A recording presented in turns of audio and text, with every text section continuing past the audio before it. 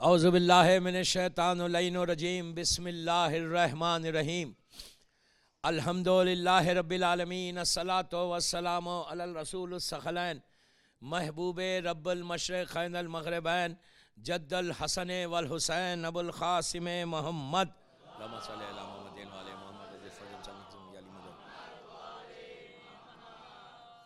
वाला अहले बैतिही तय्यबीन अत्ताहिरीन अल मासूमीन अल मज़लूमीन बिस्मिल्लाहिर्रहमानिर्रहीम।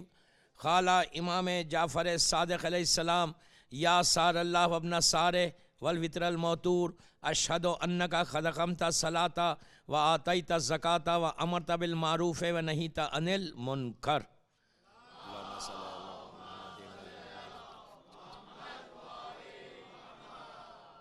अज़ादारान इमाम जाफ़रिया सेंटर एटलांटा की 10वीं मजलिस 10th मजलिस और इस सिलसिले की ये आखिरी मजलिस।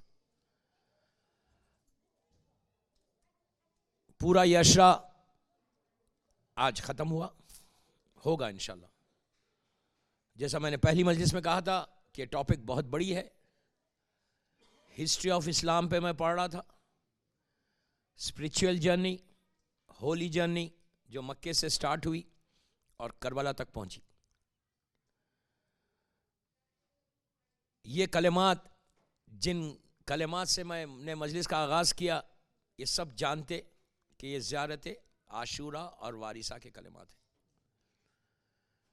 कि जिसमें मकसद करबला का जो मकसद था इमाम हुसैन का, वो हमारे सामने आया कि या सार अल्लाह वब्ना सारे, क्या हुसैन आपके और आपके बाबा के खून का बदला बाकी है। वल वित्रल मौतूर, हुसैन आपकी लाश को अकेला छोड़ दिया गया।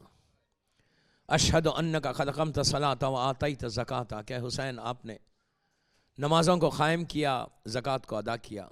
व अमर बिल मारूफ़ व नहीता अनिल मुनकर, आपने अच्छे काम की दावत दी और बुरे कामों से रोका। ये करबला है। अमर बिल मारूफ़ नहीं अनिल मुनकर, ये हमको अपनी ज़िंदगी में इम्प्लीमेंट करना है। और सार अल्लाह वब्ना सारे, ये ख्वाहिश रखना है, विश है, आरजू, तमन्ना। हर बंदे की आरजू क्या है कि वो ग्रो करे, आगे बढ़े। जॉब में है तो वो चाहता कि अच्छी जॉब मिल जाए। बिजनेस कर रहा, वो चाहता कि उसका बिजनेस ग्रो करे, काफ़ी बड़ा करे, एक अंपायर बना ले पूरा बिजनेस का। पीछे नहीं हटता, कोशिश करते रहता पूरी लाइफ, पूरी ज़िंदगी। कोई इंसान में दुनिया में नहीं देखा ऐसा कि जो एक जगह है तो वहीं रहना चाहता। बच्चे स्कूल्स जाते तो उनको आगे बढ़ना चाहते, वो कॉलेजेस जाते हैं आगे बढ़ना चाहते। कोई इंसान एक ही जगह सेटल होकर नहीं रहना चाहता, बल्कि बढ़ना चाहता है। करबला ये वही है, या सार अल्लाह वब्ना सारे, कि अब हम कैसे अपने आप को बढ़ाएं, हम कैसा उस मंजिल तक पहुंचे। तो ये दुआ करना, ये ख्वाहिश करना कि मौला give us chance, give us chance. एक ऐसा मौका दो मौला कि जो हमारी लाइफ में आने वाला है। मैं 10 दिन से बोल रहा, मैं अभी हिस्ट्री पे आता हूँ। कल मैंने जहाँ मजलिस छोड़ी थी, लेकिन आज पूरी 9 मजलिसों का कंक्लूजन है। ये टॉपिक कंप्लीट नहीं हुई, मैंने पूरे कई वाक़यात को छोड़ दिया। सिर्फ एक स्केच खींचा हूँ मैंने, सिर्फ 9 दिन में एक स्केच आया। तो एटलीस्ट हमारे दिलों में वो जज्बा पैदा होना चाहिए दोस्तों। ये नहीं कि अब 10 मजलिस ख़त्म हो गई, कल घर जाओ, थैंक यू वेरी मच, कल कोई मजलिस नहीं है, आराम करो, अब 28 रजब को सफ़र को मिलेंगे। फिर वो रूटीन की लाइफ में आ जाना। रूटीन की लाइफ में शिया को नहीं आना है। शिया कभी भी जो है ना एक उस पर नहीं चलता। शिया आगे हमेशा आगे बढ़ता। क्यों? हम कर्रारन व गैर फरारन के मानने वाले हैं, हम अली के मानने वाले, हम पीछे हटने वाले नहीं। आप आगे बढ़ना है आपको। अगर आज कुछ है तो कल कुछ बनना, परसों कुछ बनना, तरसों कुछ बनना। हमेशा ये सोचते रहना कि हमको आगे बढ़ना है, हमको पीछे जाना नहीं है। आगे बढ़ना, बिजनेस में ज़रूर बढ़ो, अपनी लाइफ में ज़रूर ग्रो करो, लेकिन उसके साथ पैरेलल इस्लाम को भी लेके चलो। अगर इस्लाम को लेके आप नहीं चलेंगे ना, तो फिर सिवाय मुसीबतों के, सिवाय मुश्किलों के कुछ नहीं है। आज दोपहर की मजलिस में मैंने कहा, कोई चीज़ रिपीट नहीं कर रहा, मैं खाली ये बताना चाहता कि देखिए लाइफ का स्पैन बहुत छोटा है। मौला अली की एक छोटी सी सेइंग को सुन ले कि हमारी ज़िंदगी क्या है, हमारी लाइफ क्या है, क्या लाइफ है हमारी। हम जिस दुनिया के पीछे जा रहे, हर आदमी का कोई ना कोई ख्वाहिश है इस दुनिया में रहने की। हर आदमी ये चाहता कि दुनिया में रहे, मौला अली की अजीब सेइंग है, ये ऐसा है कि ये अपने दिलों पे उसको लिख लो, अली की ये सेइंग को, कि दुनिया क्या है और मौला अली क्या बोल रहे हैं कि दुनिया क्या है। जिस दुनिया में हम हैं उसके बारे में मौला कहते कि ऐ दुनिया तेरा मजा, तेरा टेस्ट, तेरा जायका इतना कम है कि जबान पे टेस्ट रह जाता, पूरी जिंदगी खत्म हो जाती। हमारी ये जिंदगी है, कभी भी खत्म हो जाएगी unless we do something in our life. ये मिशन बनाओ, ये नहीं इतना बड़ा सेंटर माशाल्लाह है, अब इस सेंटर को मजबूत करो, जनरेशन बाद जनरेशन ताज़ुहूर इमाम चलना। अज़ा खाने ये एक वक्त के लिए नहीं बनते, ज़ुहूर तक के लिए तैयार करना है। कोई अज़ा खाना, कोई मस्जिद, वो ये टाइम बिंग के लिए नहीं। हमारा टारगेट जो है वो ज़ुहूर इमाम है। या सारल्लाह अपना सारे, सारल्लाह अपना सारे का मकसद उसी वक्त पूरा होगा कि जब आपका इमाम इंशाअल्लाह आएगा। हर नमाज के बाद आप दुआ कर रहे हैं, हर नमाज के बाद आप पुकार के बोल रहे हैं कि मौला आइए, मौला आइए। लेकिन मौला आइए बोल तो रहे बड़े आसानी के साथ कि प्लीज का मौला आइए, या साहिब जमान या इब्न हसन अल अस्करी अजल ज़ुहूरी बोले जा रहे, लेकिन कितनी तैयारी की है, प्रिपरेशन क्या है। अभी तक तो दाढ़ी नहीं छूटी, अब इमाम को बुला रहे हो। मैंने एक बात कही, सिर्फ छेड़ के नहीं की। अभी तक इमाम के लिए, करबला वालों के लिए आप इंसाफ से बोलो, आज 40 गुजर के इतना दिन हो गए, पहली मुहर्रम से आज 22 सफर हो गई। इमाम हुसैन के लिए अब तक अगर हमने दाढ़ी नहीं छोड़ी तो फिर फायदा क्या हुआ। इतना सैक्रिफाइस नहीं कर सकते, इतना छोटा सैक्रिफाइस। फिर कह रहे हो मौला आइए, अजल अल्लाह ताला आइए, मौला आइए। मौला भी हंसते होंगे देख के क्या बुला रहा, ये भी मेरे खातिर दाढ़ी नहीं छोड़ सकता, चंद बालों का सैक्रिफाइस नहीं कर सकते, तो फिर इमाम को क्या बुला रहे। इमेजिन करें अब हम क्या है, हमारी है वो लाइफ क्या है। वी जस्ट से कम कम। जब मुसीबत आती वही हुसैन के पास जाके बोलते मौला मेरा बिजनेस बढ़ा दो, इतने डेब्ट्स हो गए, मौला मुझे बिजनेस से निकाल दो, मौला मेरे लिए ये कर दो। लोग कहते हैं मौलाना दाढ़ी छोड़ना चाहते, लेकिन किसी का प्रेशर है, वो कहते हैं कि नहीं करना। एटलांटा वाले नहीं, मैं एक बात बोल रहा कि किसी का प्रेशर है मेरे ऊपर, वो बोलते कि नहीं तुम दाढ़ी में अच्छे नहीं लगते। बाबा तुम उसको अपनी सूरत बताना चाहते, उसको खुश करना चाहते, तुम्हारे सैयद को नहीं, तुम्हारे इमाम को खुश नहीं करना है। किसको खुश कर रहे? कहते मौलाना उनके बगैर तो रह भी नहीं सकते। बिल्कुल नहीं रह सकते आप, मैं ये नहीं बोल रहा अलग रहो। उस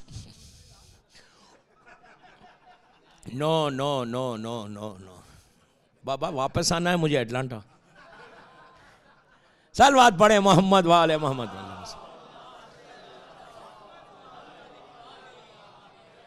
नहीं नहीं नहीं नहीं नहीं, आप ऐसा क्यों नहीं करते कि उनको इतना तैयार क्यों नहीं कर लेते कि आप अगर शेव करने के लिए जाएं तो वो रोके, वो बोले नो।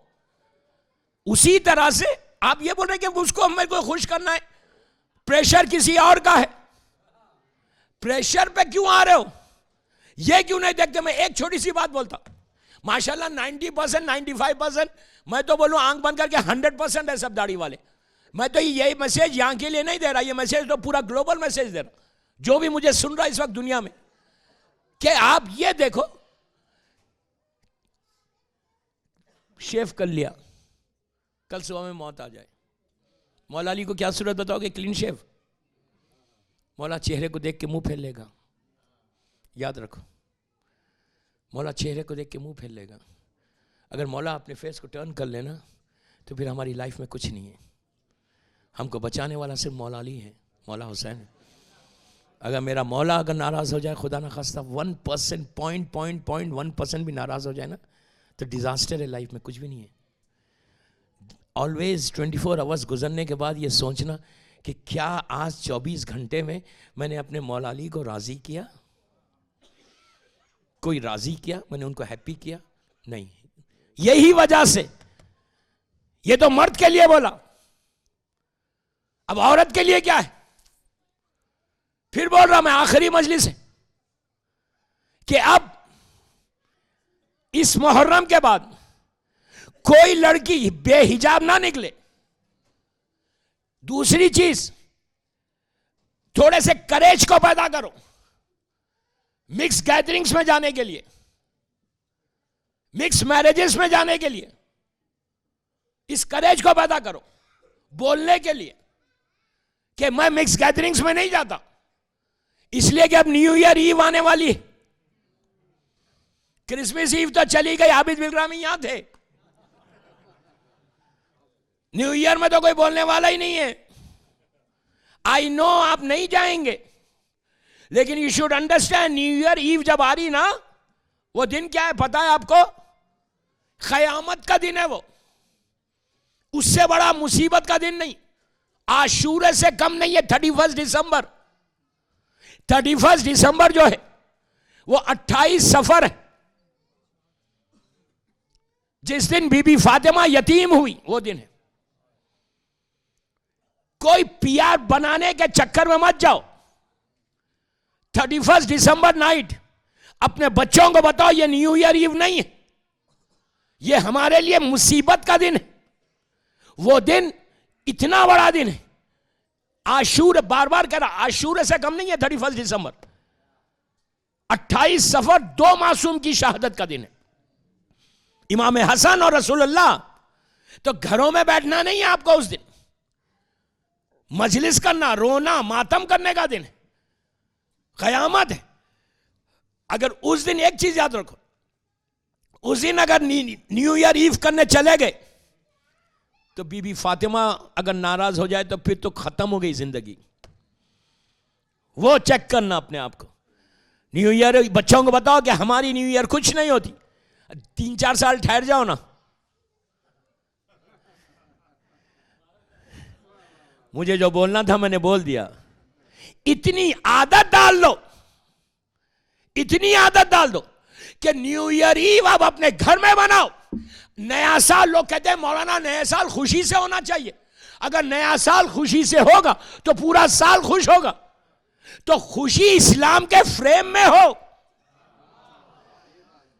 खुशी दुनिया वालों की खुशी मत समझो, इस्लाम का जो फ्रेम है उसमें खुशी बनो। ये कोई इस्लाम नहीं बोलता कि तुम नए साल में खुशी करो तो पूरा साल खुशी होगा। ये गलत है, एब्सोल्युटली गलत है। ये कोई है ही नहीं, इस्लाम की लॉजिक ही नहीं है। खुशी वो होगी अगर आप रियली उस साल पूरा 2014 को खुशियों के साथ गुजारना चाहते, विदाउट एनी प्रॉब्लम गुजारना चाहते, तो मैं एक होमवर्क, एक अमल देता आपको। कितने खामोशी से सुना यार, उस दिन भी अमल करें यार।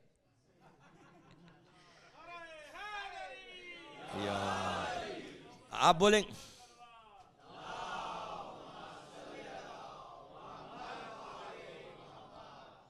31st नाइट एंड 1 जनवरी छोटा अमल करो। उसके बाद देखो पूरा साल तुम्हारा कितना अच्छा ब्लेसिंग के साथ गुजरता।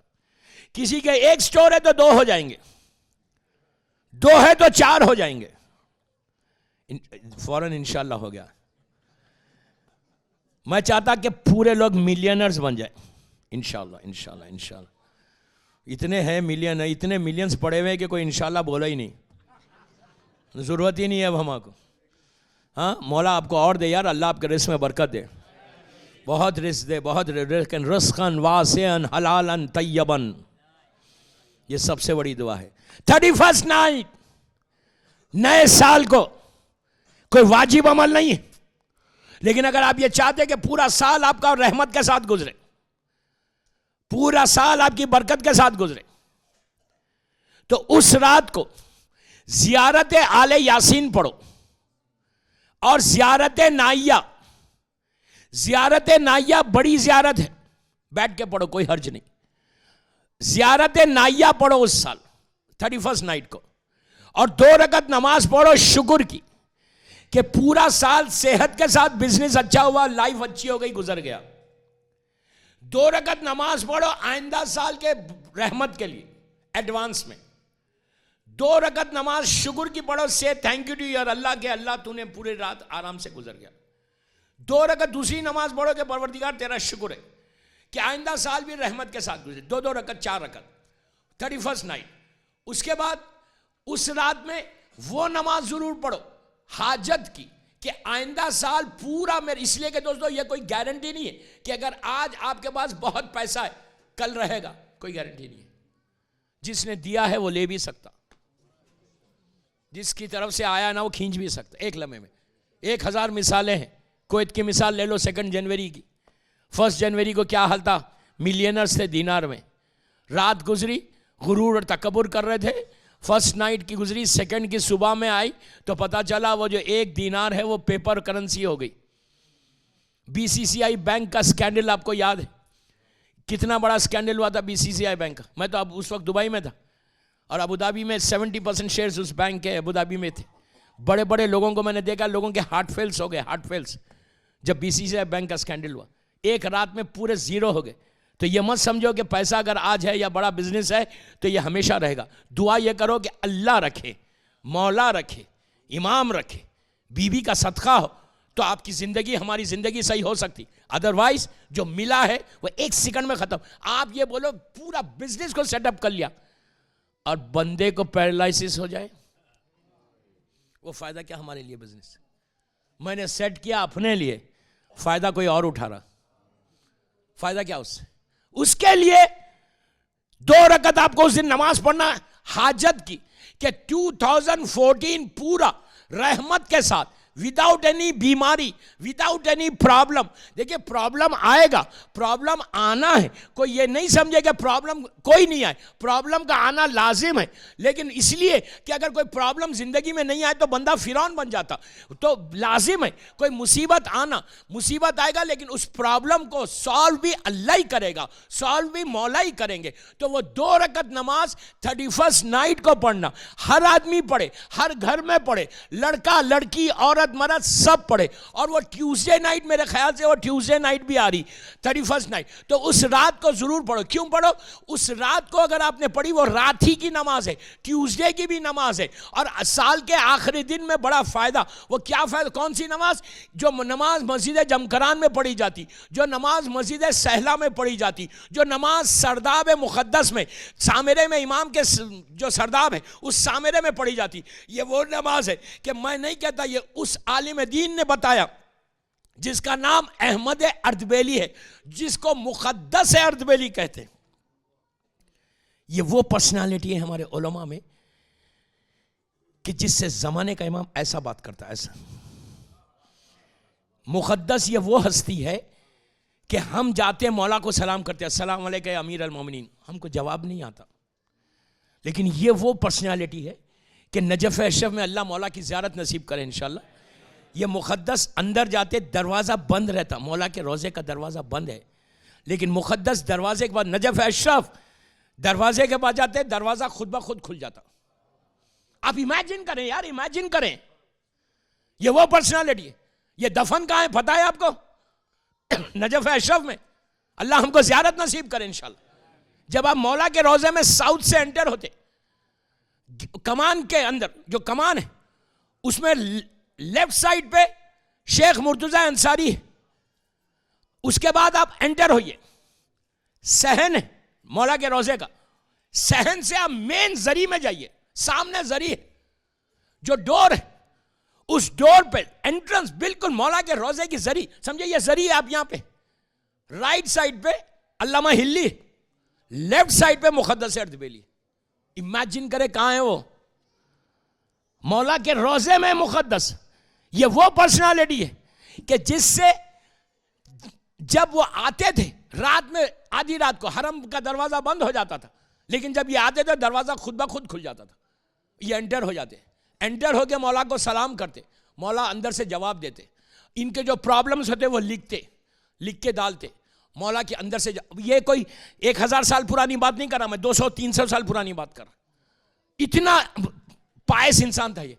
उसके बाद ये बोलते, मौला मुझे ये मसला हल नहीं हो रहा, मौला ये प्रॉब्लम हल नहीं हो रहा, तो अंदर से जरी से आवाज़ आती, ए मुक़द्दस ये करो, ये करो, ये करो। ये वो पर्सनालिटी है कि आप सुनो, अजीब बात है कि नजफ़ अशरफ में रहते थे, इराक का विंटर, आप जानते हैं कि इराक का विंटर कैसा, या आपकी तरह माइनस में टेम्परेचर, सुबह सुबह फजर के लिए नमाज के लिए उठे, सर्दी ज़बरदस्त। उस ज़माने में टैप सिस्टम नहीं था, नल का सिस्टम नहीं था, तो कुआं होता था, वेल होता था। इन्होंने डोल क्या किया, पानी में डाला वजू करने के लिए, तहज्जुद को उठे, पानी डाला, वजन दिखा, वेट दिखा, इन्होंने ये समझे पानी आ गया, इन्होंने खींचा, जब ऊपर आया तो पूरे डायमंड्स थे उसके अंदर। सुने सुने, हीरे जवाहरात, इनकी जिंदगी का मशहूर वाक़या, हीरे जवाहरात, इन्होंने क्या किया, पूरा उसको वापस डाल दिया, फिर पानी के लिए डोल डाला। आपको जोक दिख रहा, हैरत हो रही, ये इम्तिहान था इनका। फिर खींचा, फिर हैवी हुआ, अब जो ऊपर आ तो फिर डायमंड से भरे हुए हीरे जवाहरात, पर्ल्स, फिर डाल दिया अंदर। बीवी साथ है उनके, तीसरी दफा डाला, फिर खींचा, फिर उसके अंदर डायमंड्स। आप पूछ लेना उलमा के उनसे कि यह क्या मशहूर वाक़या उनका, उनकी बायोग्राफी में यह वाक़या मौजूद है। फिर डायमंड्स आए, तो इस वक्त इन्होंने पलट के क्या कहा पता है, कि परवरदिगार बस कर दे इम्तिहान को, मुझे जवाहरात नहीं चाहिए, मुझे पानी चाहिए, तेरी इबादत करना है, मुझे पानी चाहिए, वजू करना है, तेरी इबादत करना है, इम्तिहान बस कर दे। उनकी वाइफ बाजू थी, जैसे ही डायमंड्स आए, बीवी ने नहीं कहा ओ वेरी गुड ले लो, ये नहीं कहा बीवी ने ये नहीं कहा यार इतना अच्छा मौका मिल रहा, क्या कर रहे, फाखों में जिंदगी गुजर रही, इतने डायमंड्स मिले, ले लो। बीवी भी इतनी दीनदार है, बीवी ने फोर्स नहीं किया, नहीं ये तो चांस है, ये अल्लाह की तरफ से आया, ले लो, ये नहीं। वाइफ ने कहा वापस करो, हमको वजू के लिए पानी चाहिए, इबादत करना है अल्लाह की। ऐसा बनाओ घर में, ये मैसेज है। इजी मत लो दोस्तों, बहुत इंपॉर्टेंट मैसेज दे रहा कि अपनी फैमिली को ऐसा बनाओ, प्रिपेयर योरसेल्फ। ये कब तक चलेगी गफलत, ये कब तक इग्नोरेंस में रहेंगे हम, कब तक दुनिया के डूबे रहेंगे, हमारे पास जज्बा कब आएगा हम, when we will start feelings about Islam। ये कितना बड़ा इम्तिहान है, पानी के लिए डाल दिया, फिर पानी आया, वजू किया, नमाज पढ़ा। ये वो पर्सनालिटी है मुक़द्दस अर्दबेली की। गए हरम के अंदर, दरवाजा खुल गया, इनका जो शागिर्द था वो देख रहा था। बात आई है तो 2 मिनट सुन ले, आपको कम से कम एक आइडिया होगा कि ये हमारा मर्जा, ये हमारा आलिम, उसकी जिंदगी को अपनी जिंदगी में इंप्लीमेंट करो, उसके बाद इस्लाम समझ में आएगा। इन्होंने क्या किया आपको पता चलेगा। इनके शागिर्द कहते हैं अब्दुल्ला, मैंने देखा कि रात का वक्त 12-1 बजे मुक़द्दस एंटर हुए, दरवाजा, हरम का दरवाजा खुल गया, ये अंदर चले गए, छोटा सा दरवाजा बचा हुआ था। ये खड़े हो गए कि मुक़द्दस को इतना बड़ा मौला ने अंदर बुलाया। कहते हैं कि मैंने मेरे कानों में मुक़द्दस की आवाज़ आ रही थी, मुक़द्दस अर्दबेली। अब जब जाना इंशाल्लाह नजफ एशरफ, तो इनकी खबर पे ज़रूर जाना। राइट साइड पे अल्लामा हिली, लेफ्ट साइड पे ये है। तो इन्होंने कहा कि मैंने मौला इनकी आवाज़ सुनी और किसी की आवाज़ सुन रहा था। मैं बिल्कुल ऐसे दरवाजे पे ऐसे खड़ा हुआ हूँ। मुक़द्दस बाहर निकले, जब बाहर निकले तो पसीने में नहाए हुए, परेशान, ये पीछे पीछे चलने लगे। ये चलते हुए सीधा कूफे की तरफ गए। उस ज़माने में नजफ़ और कूफे में जंगल था, आज तो रास्ता रोड बनी हुई है। ये गए सीधा कूफे में। मस्जिद कूफा छोटी सी थी, आज बहुत मैसिव मस्जिद है माशाल्लाह, छोटी सी मस्जिद। ये गए, ये दूर खड़ा हो गया अब्दुल्ला, ये देखा कि गए सीधा उस जगह पे गए जहाँ 19 रमज़ान को ज़रबत लगी, आज भी वहाँ जरी बनी हुई है, और गए वहाँ जाके ऐसा बैठ गए। किसके सामने बैठे नजर नहीं आ रहा। कुछ देर बैठे, कुछ बात किया, वहाँ से उठे, उठ के वापस आ रहे थे। जब वापस आ रहे थे, आधी रात का वक्त है, इनका शागिर्द जो है पीछे पीछे चल रहा था। पैरों की आवाज़ आई, पलट के देखा, पूछा कौन है, तो कहा शेख मैं अब्दुल्ला। तो मुक़द्दस ने कहा आधी रात होगी, तू क्या कर रहा है, यहाँ क्यों आया। तो इसने आगे बढ़ के सलाम करके इनके हाथों को पकड़ लिया, पकड़ के कहा शेख मैं उस वक्त से आपके साथ हूँ जब आप मौला का रोज़ा, हरम का दरवाज़ा आपके लिए ओपन हुआ, आपने किससे बात की, यहाँ किससे बात की, कौन था ये। तो कहा मेरी लाइफ में यह वाक़या नहीं बताना किसी को। कहा मेरा कोई प्रॉब्लम्स थे, मैं मौला अली के पास गया, रोज़ जाता हूँ, मौला रोज़ जवाब देते। आज जब गया तो अंदर जरी में से आवाज़ आई। क्या आवाज़ आई, क्या है अहमद अर्दबेली, तुम मेरे पास तो आते हो, तुम अपने इमाम को क्यों नहीं पुकारते, मेरे बेटे को क्यों नहीं आवाज़ देते। उन्होंने कहा मौला वो मेरा इमाम है, लेकिन मैं कहां ढूंढूं इमाम को? अटलांटा में ढूंढूं? कहां ढूंढूं? मुझे मालूम है आप यहां हैं, मैं आ गया आपके पास, इमाम कहां है मुझे क्या मालूम? वो तो गैबत में। तो कहा जाओ मेरा बेटा मस्जिद कूफा में जाके ये सवाल उनसे करना। कहा मैं रोने लगा, आया पलट के तो देखा मेरा इमाम बैठ के वहां नमाज पढ़ रहा। मैं रोने लगा, मैं जाके बैठ गया, इमाम ने नमाज मुकम्मल की, पलटे, इन्होंने सलाम किया, सलाम अलैका या फर्जंद ज़हरा, सलाम किया। तो इमाम ने इनको देख के सलाम का जवाब दिया और स्माइल दी, हंसे, मुस्कुराए, लेकिन उस मुस्कुराहट में शिकवा था। क्या शिकवा था? कि मेरे दादा ने भेजा तो आया ना, तो यूं तो नहीं आया मेरे पास। तो इसने हाथों को जोड़ के कहा मौला मैं कहां ढूंढूं आपको? तो इमाम ने, और आप तो गैबत में। इमाम ने जब 3 मरतबा इसने कहा गैबत गैबत गैबत, मौला का जुमला मौला ने पलट के कहा कि ऐ अहमद अर्जबेली, मेरी गैबत मेरे शियों के लिए नहीं है, एक दफा मुझे पुकारो तो, जस्ट एक दफा आवाज दो, उसके बाद देखो मैंने कब अपने शियों की मदद नहीं की। इमाम तड़प के कह रहा, तो अब वो चीज 31 दिसंबर को करना, 31 दिसंबर का मैं आपको गिफ्ट दे रहा।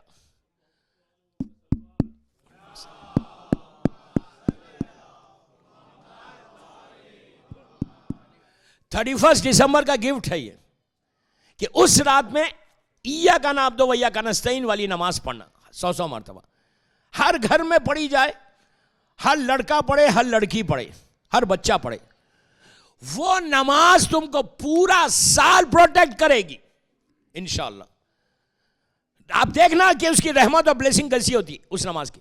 उस नमाज के बाद बीबी की तस्बीह पढ़ो, अल्लाहुम्मा कुल्ले वली कल हुज्जत इब्न अल हसन सलामती की दुआ करो।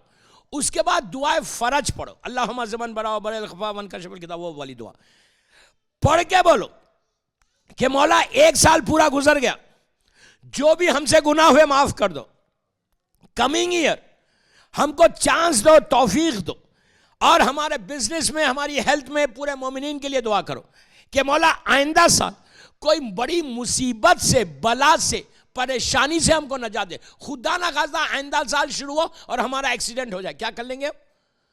कोई बीमारी आ जाए, कोई प्रॉब्लम में आ जाए, उसके लिए ये नमाज पढ़ना। नमाज पढ़ के दुआ करो कि आइंदा साल हम इसी तरह से दौरे अज़ा भी करें, आइंदा साल इसी तरह से उम्रा और हज भी करें, ज़ियारत भी करें, और आइंदा साल हम पूरे मोमिनीन के लिए रहमत का साल हो जाए। सलवात पढ़े मोहम्मद वाले।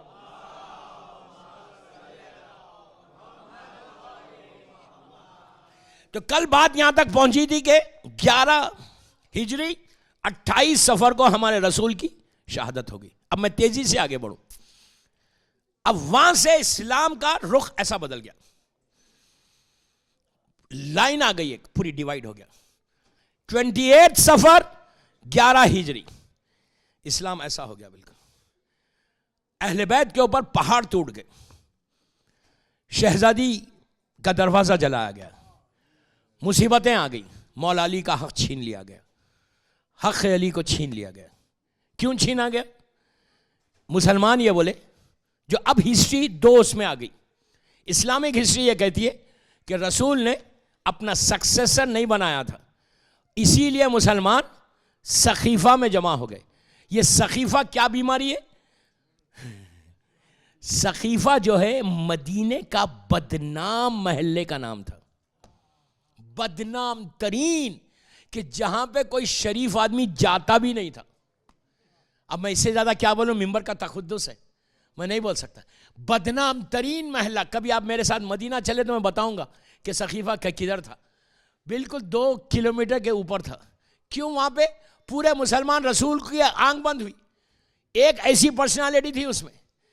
एक बात मैं यहां बोलूं आपको रोक के, कि रसूल ने जाने से पहले, वफात से 8 दिन पहले, अल्लाह के रसूल ने एक लश्कर को तैयार किया था, एक आर्मी को उसामा के तहत एक लश्कर को तैयार किया। उसका कमांडर इन चीफ मौला अली को नहीं बनाया, उसामा को बनाया, और पूरे मुसलमानों से कहा कि तुम इस लश्कर में, इस आर्मी में रह के फुलां जगह पे जंग हो रही है, वहां जाओ, उसकी हेल्प करो।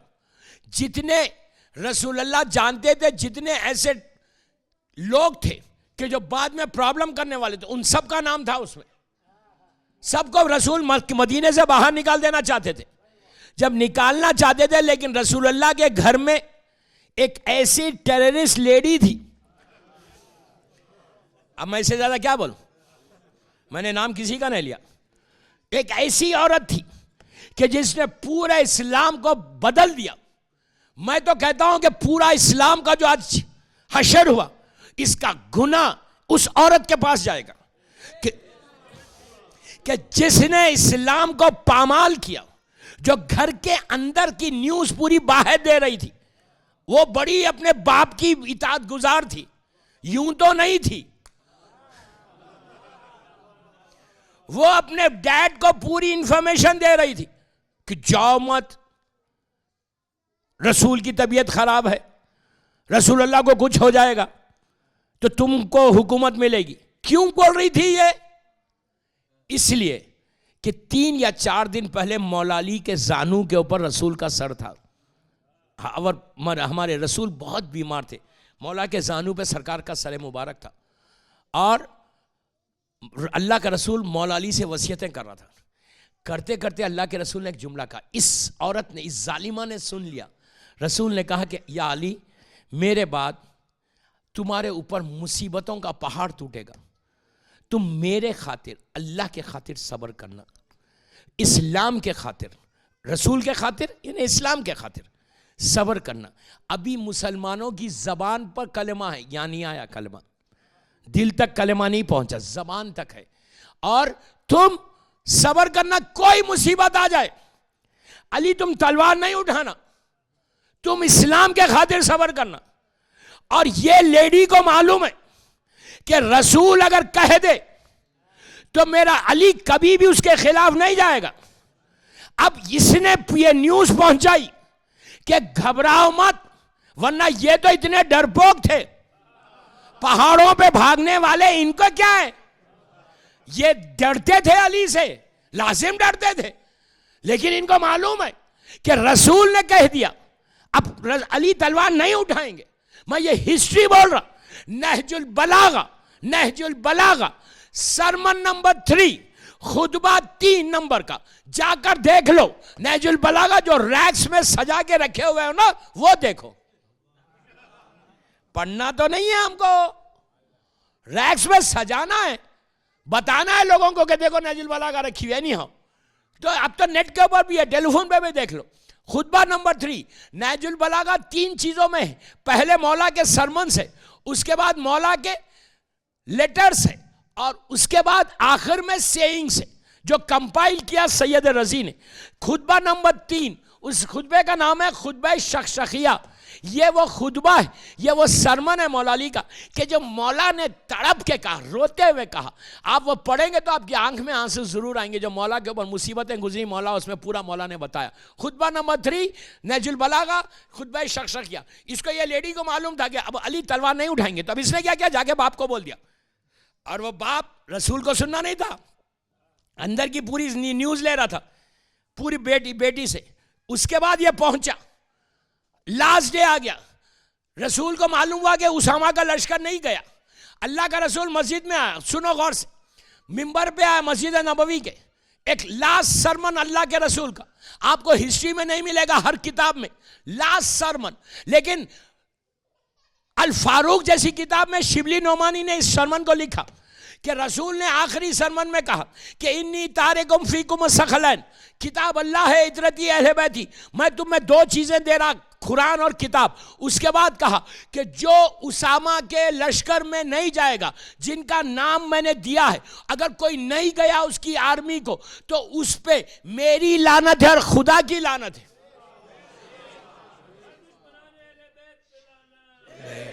अब आप अंदाजा लगाओ, जिस पे रसूल लानत करे फिर वो क्या होगा। ये मैं नहीं कह रहा, हिस्ट्री बोल रही। और उसमें ये पूरे वीवीआईपी के नाम थे, ये पूरे लोगों के नाम थे, इसलिए कि इनकी बेटी वहां पे बैठ के न्यूज दे रही थी। रसूल अल्लाह का आखिरी वक्त आया, अल्लाह के रसूल की जब शहादत हुई, तो उस वक्त जो सीनियर सिटीजन था ना इस्लाम का, वो नहीं था मदीने में। आप समझ गए, सीनियर सिटीजन ये था। फौरन उसने न्यूज भेजी सीनियर सिटीजन को कि आ जाओ, रसूल का इंतकाल हो गया।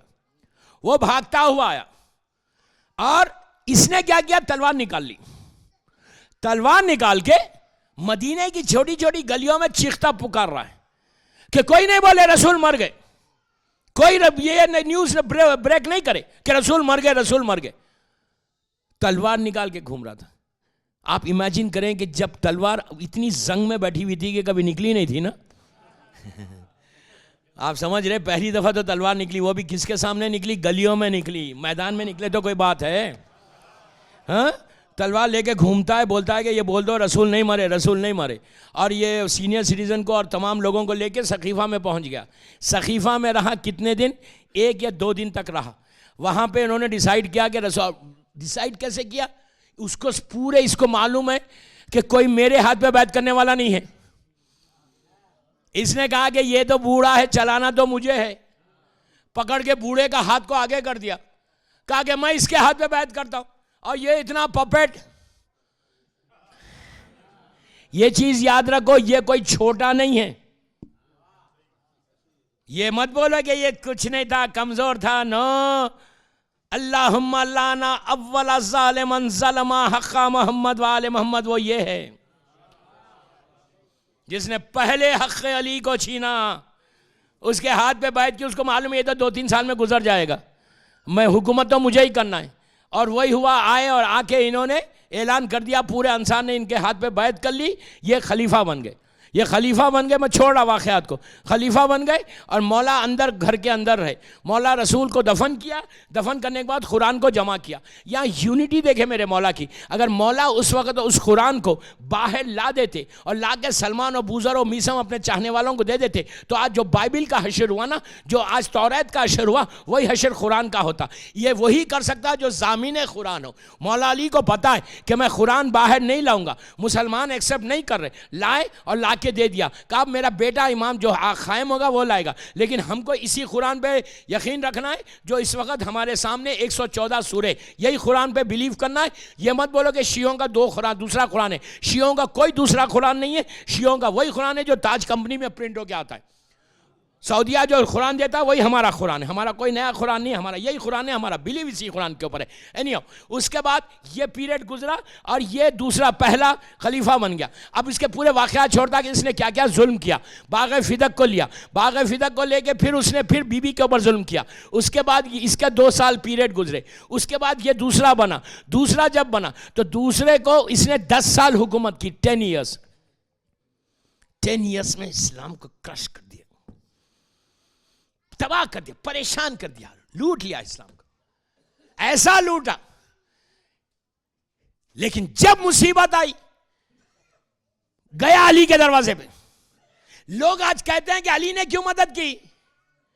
अली ने इसकी थोड़ी मदद की, अली ने इस्लाम की मदद की। आज मुसीबत पड़ी, इस्लाम पे तो मदद की, इसकी कोई मदद नहीं की अली ने। लेकिन इसको कहना पड़ा कि या अली अगर तुम नहीं होते मैं हलाक हो जाता।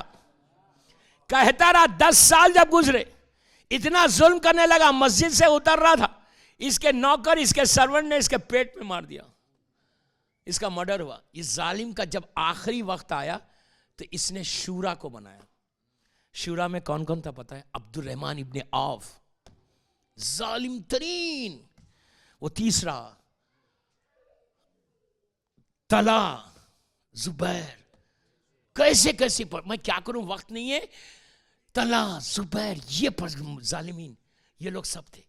तीसरे ने जो हुकूमत संभाली और तीसरे को जब बुलाए तो जब शूरा बनी तो इसने, ये दूसरे ने ऐसा रिजोल्यूशन पास किया, अपने बेटे अब्दुल्ला इब्ने उमर को बोलता है कि 2 एक तरफ हो जाए, मौला अली का भी नाम है उसमें, और 2 एक तरफ हो जाए।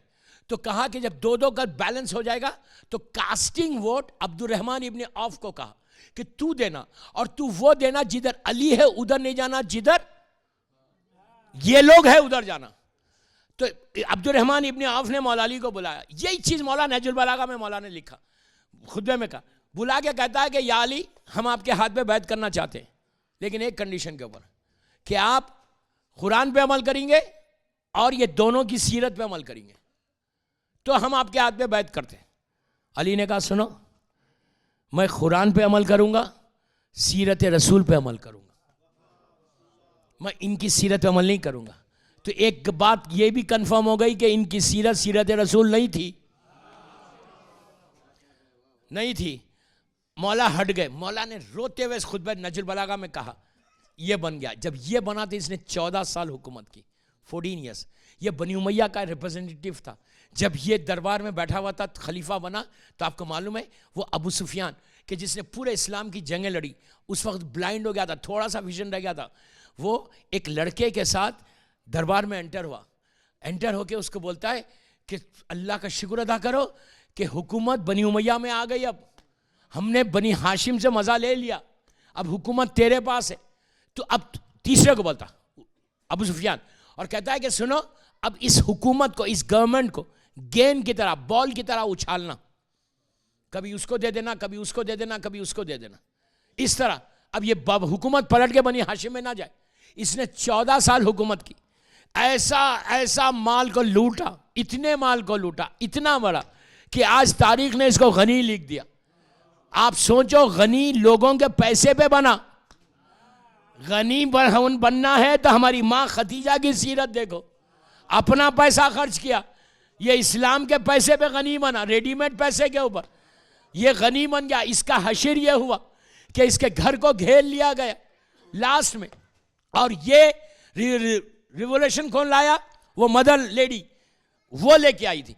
स्टार्ट की, आग को लगा के चली गई मक्के को। और यहां पे क्या प्रॉब्लम हुआ कि पूरे घर को इसके मुसलमानों ने घेर लिया मदीने में। ये किरदार अली है कि अली जानते कि ये जालिम है, लेकिन जब भूखा मर रहा था तो अली ने खाना अंदर भिजवाया, रोटी भिजवाई, पानी भिजवाया, और इसको यहूदियों ने, मैं नाम किसी का नहीं ले रहा, आप समझे, इसको मारा गया, इसका मर्डर हुआ, मुसलमानों ने इसको मारा, खून हुआ। इसकी डेड बॉडी को लेके जाके यहूदियों के कब्रिस्तान में डाल दिया। आज जन्नतुल बकी में बताते हैं, ये जन्नतुल बकी में नहीं है, कोई गलत नहीं समझे कि जन्नतुल बकी में ये दफन है। ये जन्नतुल बकी में दफन नहीं, बल्कि ये जो है यहूदियों के कब्रिस्तान में दफन किया गया था। आज खींच के लेकर आ गए जन्नतुल बकी में, ऊपर एक पत्थर है, पता नहीं अंदर क्या क्या हो रहा। मैं आपको एक और बात बोलूं, मैं नाम नहीं ले रहा, आप समझे। इस्लाम में 7 लोग ऐसे हैं, 7 पर्सनालिटीज ऐसी हैं कि जिनको साहिब ताबूत कहा गया। ताबूत यानी कॉफिन। 7 आदमी ऐसे, हयातुल खुलूब में 6 इमाम, इन 7 पे लानत पड़ते। ये कहते, ये मासूम का जुमला, आबिद बिलग्रामी का जुमला नहीं, कि अगर तुम अपनी वाजिब नमाज में ये पढ़ो बैठ के, घर में, पब्लिक में नहीं, पब्लिक में नहीं करना लान, इसलिए नहीं करना कि इससे दूसरा प्रॉब्लम हो सकता। अपने घर के अंदर, अपने मुसल्ले पे बैठ के आप जितना चाहे करो, कोई रोकने वाला नहीं, जरूर करो, घर के अंदर करो, बाहर नहीं करना, ओपन स्पेस पे नहीं करना, इसलिए कि वहां पे यूनिटी लाजिम है, वहां पे कोई झगड़ा नहीं चाहिए हमको। हम घर के अंदर जितना चाहे बोलो, लाजिम बोलो, लाजिम बोलो, ज़ियारत आशूरा घर के अंदर पढ़ो, एनी। तो इनके बारे में कहा गया कि ये 7 ऐसे जो साहिब ताबूत है। मैं नाम मिंबर से नहीं बोलूंगा, मजलिस के बाद कोई मुझसे पूछे, मैं 7 नाम बता दूंगा। कल से आप लोग करना, मुसल्ले पे बैठ के वाजिब नमाज पढ़ के अपने घर में बैठ के खामोशी से इस पे पढ़ो। तो ये 7 में ये भी है।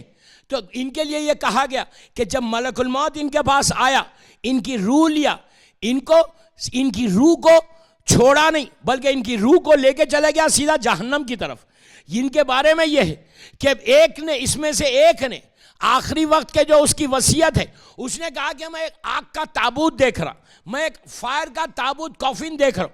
और हमारे मासूमीन से रिवायत है कि इनको वो आग के ताबूत में रखकर जहन्नम के आखिरी हिस्से में रखा गया।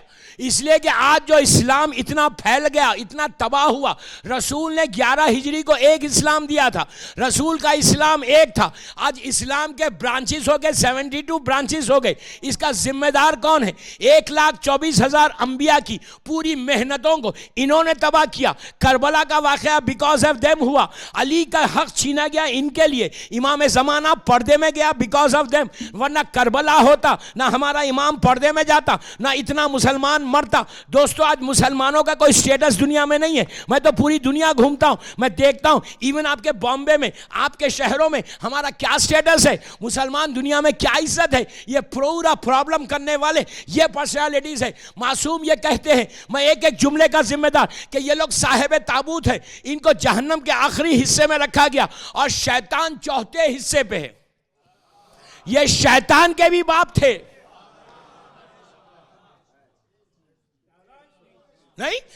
जब जहन्नम की आग में ठंडक होती तो इनके कॉफिन का जो लिड है वो खोल दिया जाता, आग ऐसा भड़कती। इसलिए कि करबला इनके लिए हुआ। शहजादा मोहसिन, बीबी फातिमा 18 साल में शहीद हुए बिकॉज ऑफ देम। पूरा इस्लाम जो तबाह हो गया आज इनकी तरफ से था। एनीहाउ, मैं वाकयात को छोड़ा, ये बन गया। उस वक्त ये लेडी मदीने में थी, सॉरी मक्के में थी।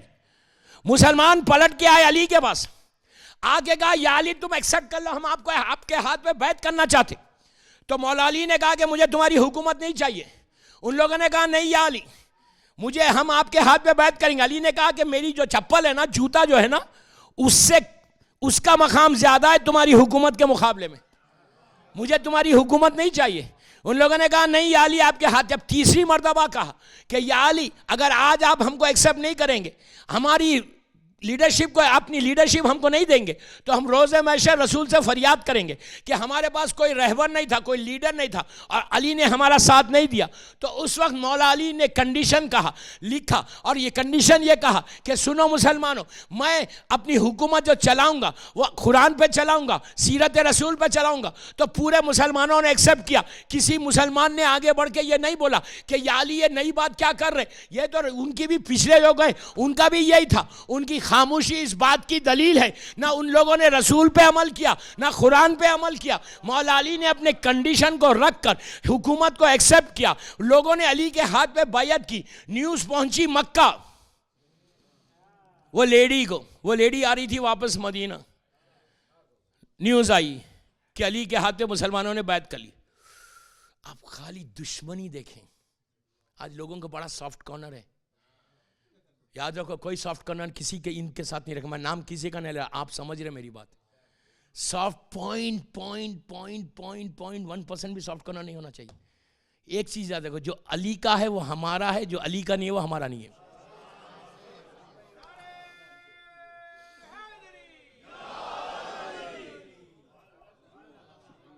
जो मौला का नहीं है वो हमारा नहीं है। जो मौला से इतनी भी मोहब्बत करता वो हमको मोहब्बत है। आपको क्या सॉफ्ट कॉर्नर है, हमको क्या जरूरत, हमारे रिश्तेदार है। क्या बिजनेस पार्टनर है हमारी। ऐसे नामों को भी बिजनेस पार्टनर में रखना नहीं। ये नाम वालों को घुसाने बिजनेस पार्टनर में कभी नहीं रखना। मैं एयरलाइन का आदमी हूं, मेरा प्रोफेशन एविएशन का है। तो उस जमाने में कंप्यूटर टिकट्स नहीं होते थे, मैनुअल टिकट्स होते थे। हम लोग मैनुअल टिकट्स लिखते थे कुवैत में। मैं अपने जिंदगी का एक छोटा सा वाक़या बोलता कि हम शुरू से कैसे नाम आता था। अब इनके नाम आए, बांग्लादेश में तो ये नाम बहुत है। पहले का नाम आया और उसने कहा कि मेरा नाम ये है। अब मैं कैसा लिखूं अपने हाथ से नाम। मैंने क्या किया, बकर ऑब्लिक ए मिस्टर। उसने कहा मेरा नाम ये नहीं है, मेरा नाम ये है। मैंने कहा सुनो, टिकट मैं बना रहा ना, मैं कभी नहीं लिखा अपने हाथ से, अपने पेन से। मैं लिख ही नहीं सकता ये नाम। क्यों लिखूं? इसलिए कि ये मेरे मौला के, मेरे बीबी के खातिल है, मेरी शहजादी के खातिल है, बीबी फातिमा के, मां फातिमा के खातिल है। मां फातिमा 18 साल में इनकी तरफ से शहीद हुई। इसमें कोई सॉफ्ट कॉर्नर नहीं। I am very clear in my message. अपने ईमान, इसलिए कि कल मौला अली पूछे तुझे बड़ा सॉफ्ट कॉर्नर था तो मेरी नमाजों का क्या होगा? क्या मैं नमाजें लेके जाऊंगा अल्लाह के सामने? शिफात मासूमीन है। हयातुल क़ुलूब में 6 इमाम से हदीस है कि जो हमारा शिफाअत का क़ाइल नहीं है उससे हमारा कोई ताल्लुक नहीं। वेरी क्लियर, इसमें कोई सॉफ्ट कॉर्नर नहीं रखना। हम क्यों रखें सॉफ्ट कॉर्नर? हमारी रिश्तेदार। बहरहाल इनको पता चला ये लेडी को कि अली के हाथ पे बैत होगी। आप सुने, जुमले सुने खाली। अच्छा, अली के हाथ पे बैत हो गई। कहती है कि आसमान फट के जमीन पे क्यों नहीं गिर जाता? ये जमीन फट क्यों नहीं जाती कि मैं अंदर चले जाऊं? मैं कहूं ठहरो, अभी जमाना है, जाओगी अंदर। कैसा जाओगी वो भी बताऊंगा। अभी तुम्हारा जो गॉडफादर है वो लेके जाएगा। कहा अली क्या तो मुसलमानों ने बैत कर ली। आपको मालूम है, खाली इससे अंदाजा लगाइए कि ये इतनी बड़ी दुश्मन थी मेरे मौला के कि पूरी लाइफ इस औरत ने, इस लेडी ने मौला अली का नाम जबान पे नहीं लिया। क्या बोलता था पता है? फुला आदमी, फुला शख्स, वो, ऐसे बातें। अब इसने क्या किया? मक्के में फौज को तैयार करना शुरू किया। मौला जैसी खलीफा बने उन तमाम गवर्नर्स को मौला ने हटा दिया जो जालिमीन को सपोर्ट कर रहे थे, पुरानी हुकूमतों के थे। मौला ने सबको बना के मालिक अश्तर को भेज दिया, मोहम्मद इब्न अबू बकर को भेजा, नाम पे मत जाए, मौला का बेटा था वो, और मुख्तलिफ लोगों को भेजा। वो गवर्नर्स पूरे मक्का आ गए, ग्रैंड लेडी के पास आके बैठ गए। इसने कहा कि अब अली से हम जंग करेंगे। जंग कैसी है आपको पता है? जंगे जमल, कैमल वाली वॉर। ये वो वॉर है कि मौला खलीफा बने, मौला को चैन से बैठने नहीं दिया। 3.5-4 साल अली ने जंग की, वो हुकूमत की, लेकिन 4 साल अली को सुकून से बैठने नहीं दिया।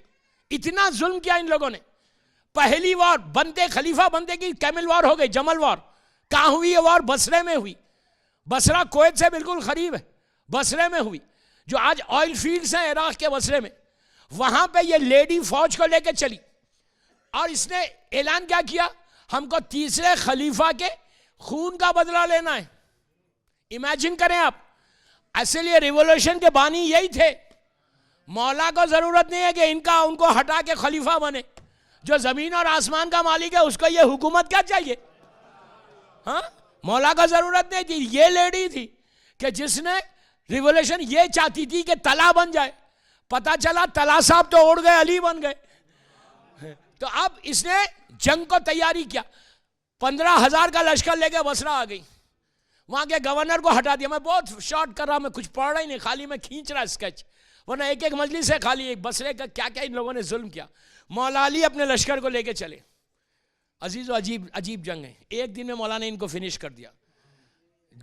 मौला अली के बारे में जो कहा कि जो मौला का लश्कर था, सामने एक 10,000 का लश्कर, फौज मौला की 5,000 की फौज, उसको इमाम हसन लीड कर रहे, एक को मालिक अश्तर लीड कर रहे, एक को मौला हुसैन लीड कर रहे, और पूरे गुलामों के दरमियान कायनात का शहंशाह चल रहा था, मौला चल रहे थे। और एक खूबसूरत हसीन ये पहुँचे। ये कैरेक्टर है मेरे मौला का, कैरेक्टर है। जब बसरे के मैदान में पहुँचे सामने वो लेडी, और इधर मौला ने जनाब मालिक अश्तर को भेजा, पहले मालिक अश्तर को भेजा, जाके कहा कि सुनो, उससे कहो कि वापस चले जाए, मुसलमानों का खून हम नहीं बहाना चाहते। क्यों लड़ रही?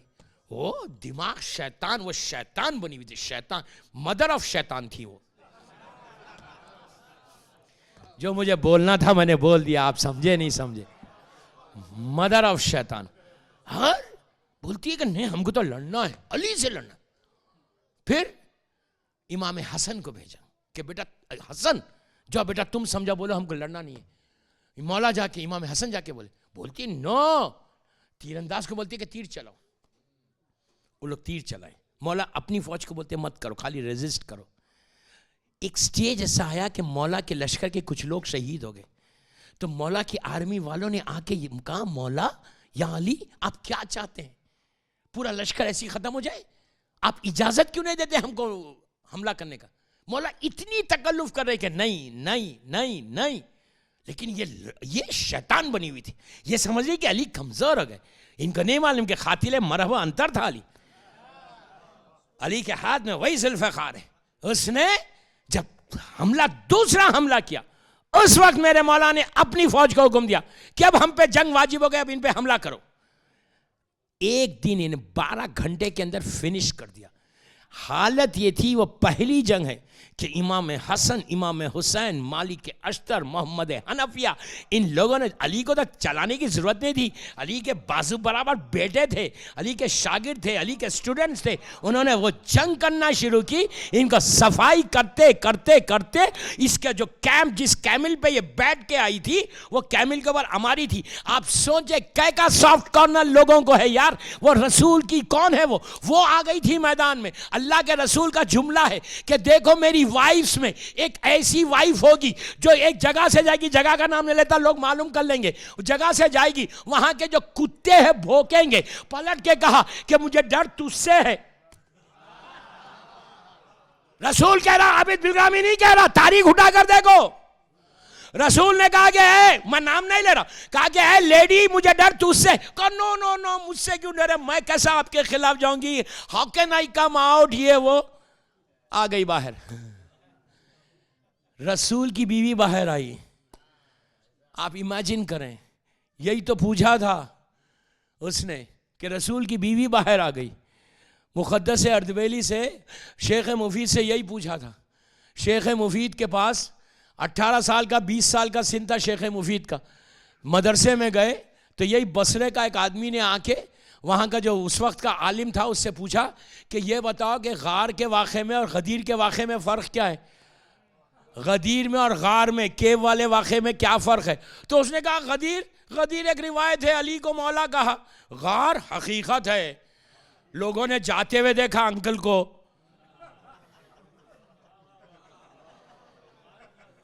जाते हुए देखा, गार का वाकया रियल है। उसके बाद बोलता है जो आंख से देखे उसकी इंपॉर्टेंस ज्यादा है, कान से सुनी हुई बात का इंपॉर्टेंस कम है।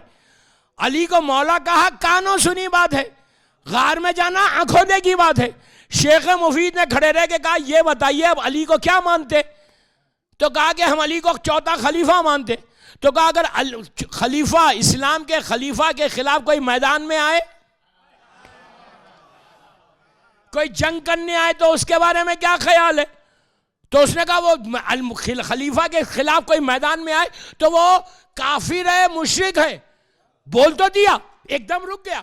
रुके क्या नहीं, उन्होंने सॉरी कर दिया था, सॉरी बोल दिया था। तो उस वक्त शेख मुफीद ने कहा सॉरी बोला था। अब सॉरी का बोलना कानों सुनी बात है, मैदान में आना आंखों देखी बात है।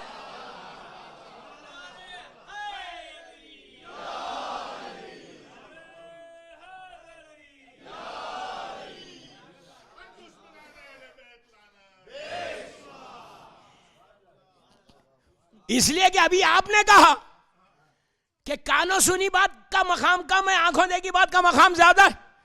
वो मैदान में आए, सबने आंखों से देखा, सॉरी बोला, वो तो कानों सुनी बात है, कोई सुना कोई नहीं सुना। उसने पलट के कहा तुम कौन हो, क्या नाम है तुम्हारा। इन्होंने कहा मेरा नाम मोहम्मद इब्ने नोमान है। कहा किसके शागिर्द हो, अपने उसका नाम लिखा। तो लेटर लिख के भेजा, कहा कि ये इस्लाम के लिए मुफीद बनेगा। शेख मुफीद, मैं इन पर इंशाल्लाह पढ़ूंगा कभी, शेख काज़िमैन में दफन है, अल्लाह मौला की ज़ियारत नसीब हो।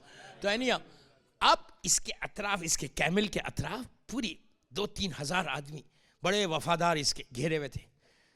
ये लड़ रही थी जंग, तेज हो रही जंग। मौला ने इमाम हसन से कहा कि बेटा इस कैमिल के, इस ऊंट के पैरों को काटो, ये शैतान है। मैंने जो कहा मदर ऑफ शैतान मैं नहीं, ये मौला का जुमला है। मौला ने कहा कि जिस ऊंट पे बैठ के ये आई है, ये शैतान पे बैठ के आई है। जो इमेजिन करे शैतान के ऊपर कौन बैठ सकता। तो उस मौला ने, इमाम हसन ने इस ऊंट के पैरों को काटा, पैरों को काटा, ऊंट ऐसा बैठा नीचे, ये ऐसा गिरी। लेकिन एक किरदार अली था। कहा कि इज्जत के साथ इसको लेके जाओ और वहां पे रखो। अब फिर मौला ने मैसेज भिजवाया कि सुनो अभी भी मौका है, तुम चले जाओ वापस इज्जत के साथ। मोहम्मद इब्ने अबू बकर जो इसका भतीजा था, इसके साथ मैं भेज रहा, तुम वापस जाओ। बोलती मैं नहीं जाऊंगी।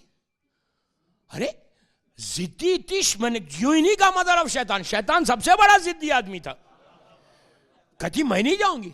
अली ने मैसेज भिजवाया कि तुम चले जाओ वापस, इज्जत है, औरत है, तुम्हारा नाम किसी के साथ लिंक है, चले जाओ। बोलती मैं नहीं जाऊंगी।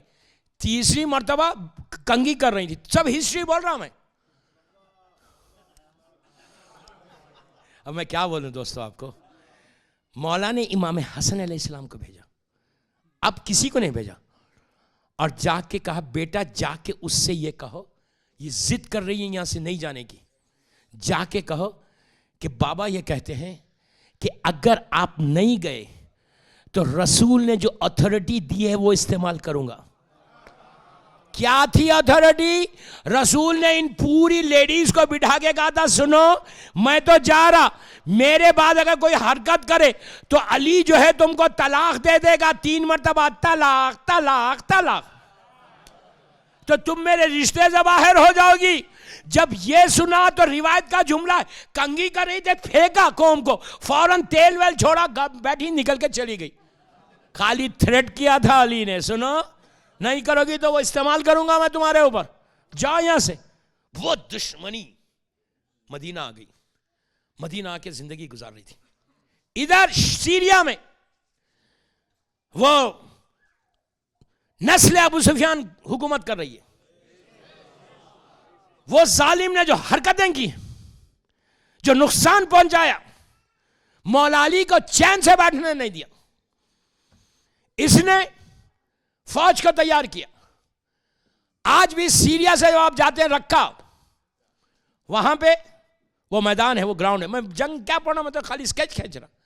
सिफीन का मैदान आया, लश्कर को 100,000 के करीब फौज को लेके वहां पहुंच गया, और इधर से मौला लश्कर को लेके गए, सिफीन के मैदान में आई। ये सिफीन की जंग इस्लाम की सबसे बड़ी जंग है। 9 मंथ्स तक चली, 9 मंथ्स। इमेजिन करें 9 मंथ्स वॉर चल रही थी। 3.5 साल में 9 महीने तो सिफीन में चले गए मौला के मैदान में। 9 मंथ्स तक जंग चलती रही, और चलते चलते लास्ट 9 डेज जबरदस्त जंग हुई, 24 आवर्स होती रही। मौला ने कहा अब जंग को रोकना ही नहीं है, अब फिनिश करना है जंग को। अब ये लश्कर को 100,000 की आर्मी को लेके पहुंच गया सिफीन में। मैं कभी पढ़ूंगा डिटेल में, लेकिन आज नहीं पढ़ रहा। तो मौला भी पहुंच गए सिफीन में। जंग शुरू हुई। मौला के साथ इमाम हसन है, इमाम हुसैन है, मालिक अश्तर है, और मौला अब्बास है, मोहम्मद हनफिया है, और मोहम्मद इब्न अबू बकर है, और मौला के पूरे बहादुर सब साथ साथ है, साथ साथ लेके चल रहे। ये जंग चलती रही, और उसके पास उसका जो कमांडर इन चीफ था वो उमर आस था। उमर आस ये ऐसा जालिम था, ये इतना बड़ा पॉलिटिशियन था कि ये वही जालिम है कि जब जंग तेज हो रही थी तो मौला ने रोका जंग को, रोक के मैसेज भिजवाया उसको कि अमीर शाम मुसलमानों का खून क्यों बहाता, तू आ जा मैदान में और मैं भी आ जाता, फैसला हो जाएगा। क्यों जंग लड़ता है, मुसलमानों के खून क्यों बहाता, चलो हम दोनों मिलकर लड़ेंगे, जो जीता उसकी जीत होगी। जब उसके अमीर शाम के पास आया, वो तो खानदानी डरपोक नहीं, पूरा खानदान उसका डरपोक का था। भागने वाले, बदरो ओहद से भागे हुए ये लोग क्या लड़ेंगे। तो उमर आस बाजू बैठा हुआ था, उमर आस कमांडर इन चीफ। उसने कहा अरे ये अली का तो बहुत अच्छा सजेशन है, अमीर शाम ये तो बहुत अच्छा है, तू चले जा। उसने कहा तू मेरी हुकूमत को देखता है, अब तू जा। उमर आस ने कहा मैंने क्यों कहा, अब मैं जाऊंगा अली के सामने कोई बच के आएगा। अब अमीर शाम ने कहा नहीं, यू गो नाउ, तू मुझे बोलता है जाने के लिए, अब तू जा। अब ये तो हाकिम है, ये तो हाकिम है, अब वो कमांडर इन चीफ है, उसको तो जाना ही है। अब ये जालिम चला आया मौला के सामने, आके एक ऐसी हरकत की। दोस्तों यही तो मैं कह रहा, इनका कैरेक्टर ये है, तुम उसको सपोर्ट कर रहे।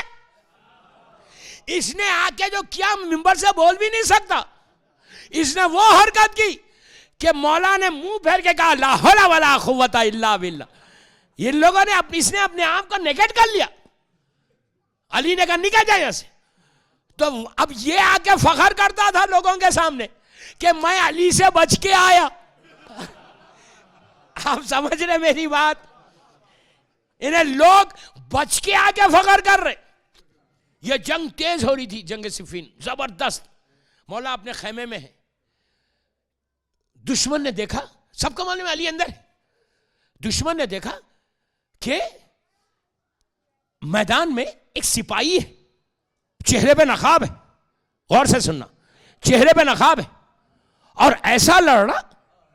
उसकी लड़ाई को देखकर पूरे लश्कर में आवाज बुलंद हो गई, अली आ गए, अली आ गए, अली आ गए। मौला आबाद रखे आपको, आबाद रखे, मौला आबाद रखे आप लोगों को। ऐसी बड़ी फिजिक मौला की तरह, वेरी टॉल, लेकिन चेहरे पे नकाब है। पूरी आर्मी ने अमीर शाम की पुकार के कहा कि ये अली ने चेहरे पे नकाब डाली और मैदान में आके वही अंदाज से लड़ रहे, इसलिए कि अली के लड़ने का अंदाज ही कुछ और था।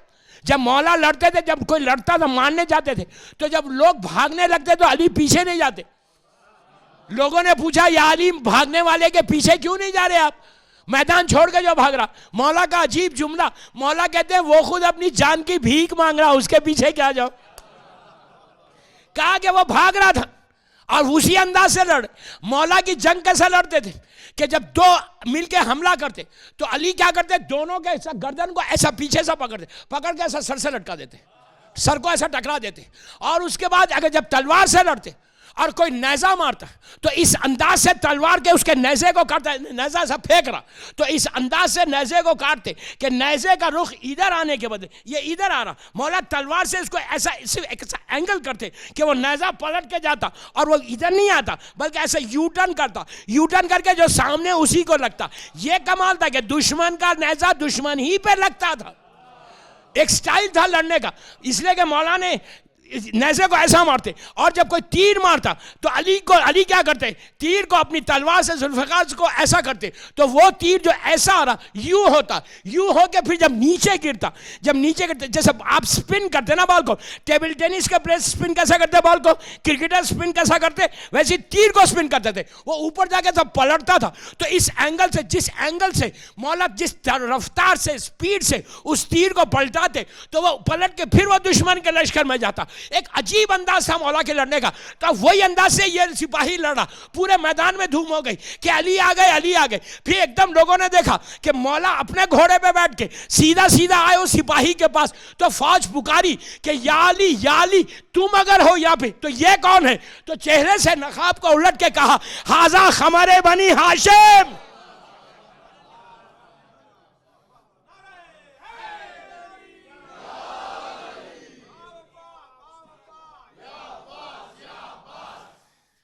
एक सलवात पढ़ लीजिए आवाज से बोला।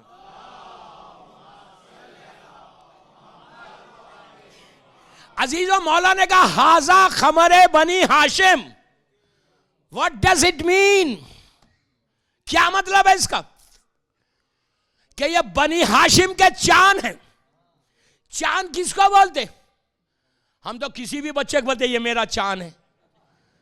मां बोलती, मां को तो हक भी है बोलने का। माँ की निगाह में सब चांद होते। एक कंपटीशन हो रहा था बच्चों का, ब्यूटीफुल चाइल्ड। हर माँ अपने बच्चे को लेके आई, खूबसूरत से खूबसूरत इन्फेंट्स आ गए, कई हजार। सब बच्चे माँ गोद में लेके आती है, ये मेरा बच्चा। देखना था कि ब्यूटीफुल चाइल्ड कौन होगा। तो उसमें एक माँ, उसका बेटा काला एकदम, ब्लैक एकदम, नीग्रो टाइप, ब्लैक, छोटा बच्चा, होंठ थोड़े थोड़े बड़े, आंखें रेड, ये वो लेके आ गए। तो लोगों ने पूछा तेरी हिम्मत देखी, कैसे खूबसूरत बच्चे, उन बच्चों के सामने तो ये बच्चे को लाइए, इसको मिलेगा। जजेस ने उसी को दिया, इसलिए कि ये माँ की ममता है। उसकी निगाह में काला हो पीला हो उसका बच्चा चांद है। नहीं, अल्लाह हमारी माओं को सलामत रखे। जिनके माँ बाप दुनिया से गुजर गए उनकी खबरों में रहमतों को नाजिल फरमाए। माँ बाप की सलामती, इमाम ज़माना की सलामती के लिए बावाज़ बुलंद सलवात पढ़ लें।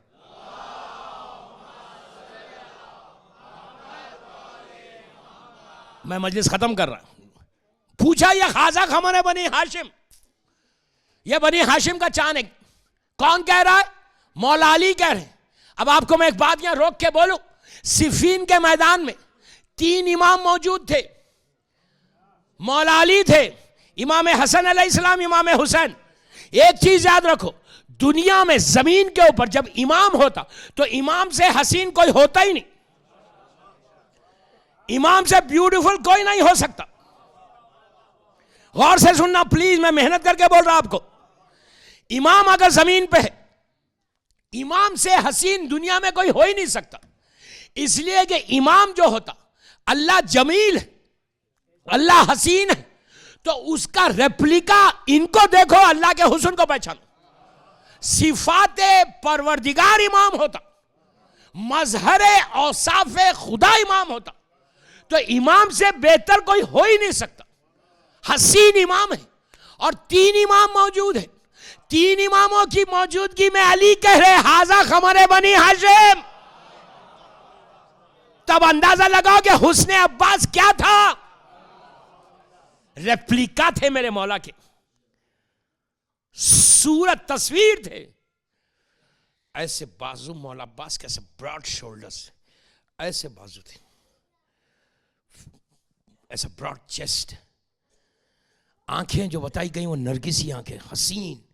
आपके जो आईब्रोज थे, घने आईब्रोज थे, पेशानी ऊंची थी, खूबसूरत बाल थे, बारीक होंठ थे।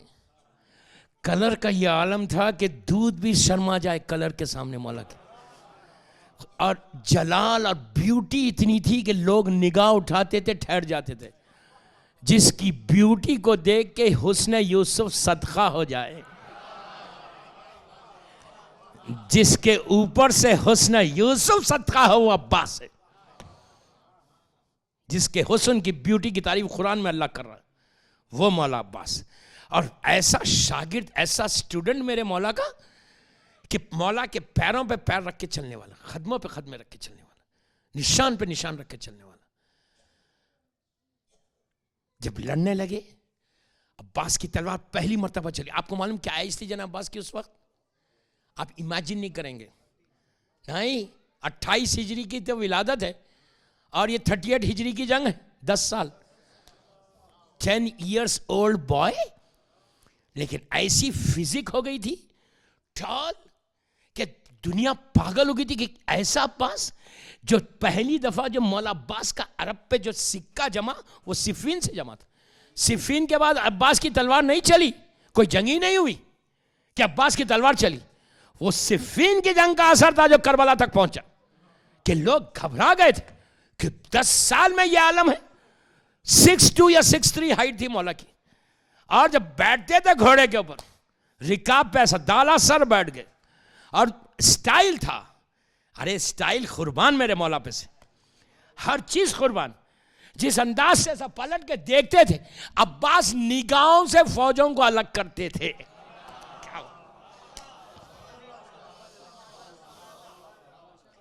तलवार तो बहुत बड़ी बात है, बहुत बड़ी बात है। खाली स्टेयर करते थे कि बंदा सामने से हट जाए। निगाहों से कंट्रोल करता था मेरा मौला। वो जंग लड़ी है मेरे मौला के।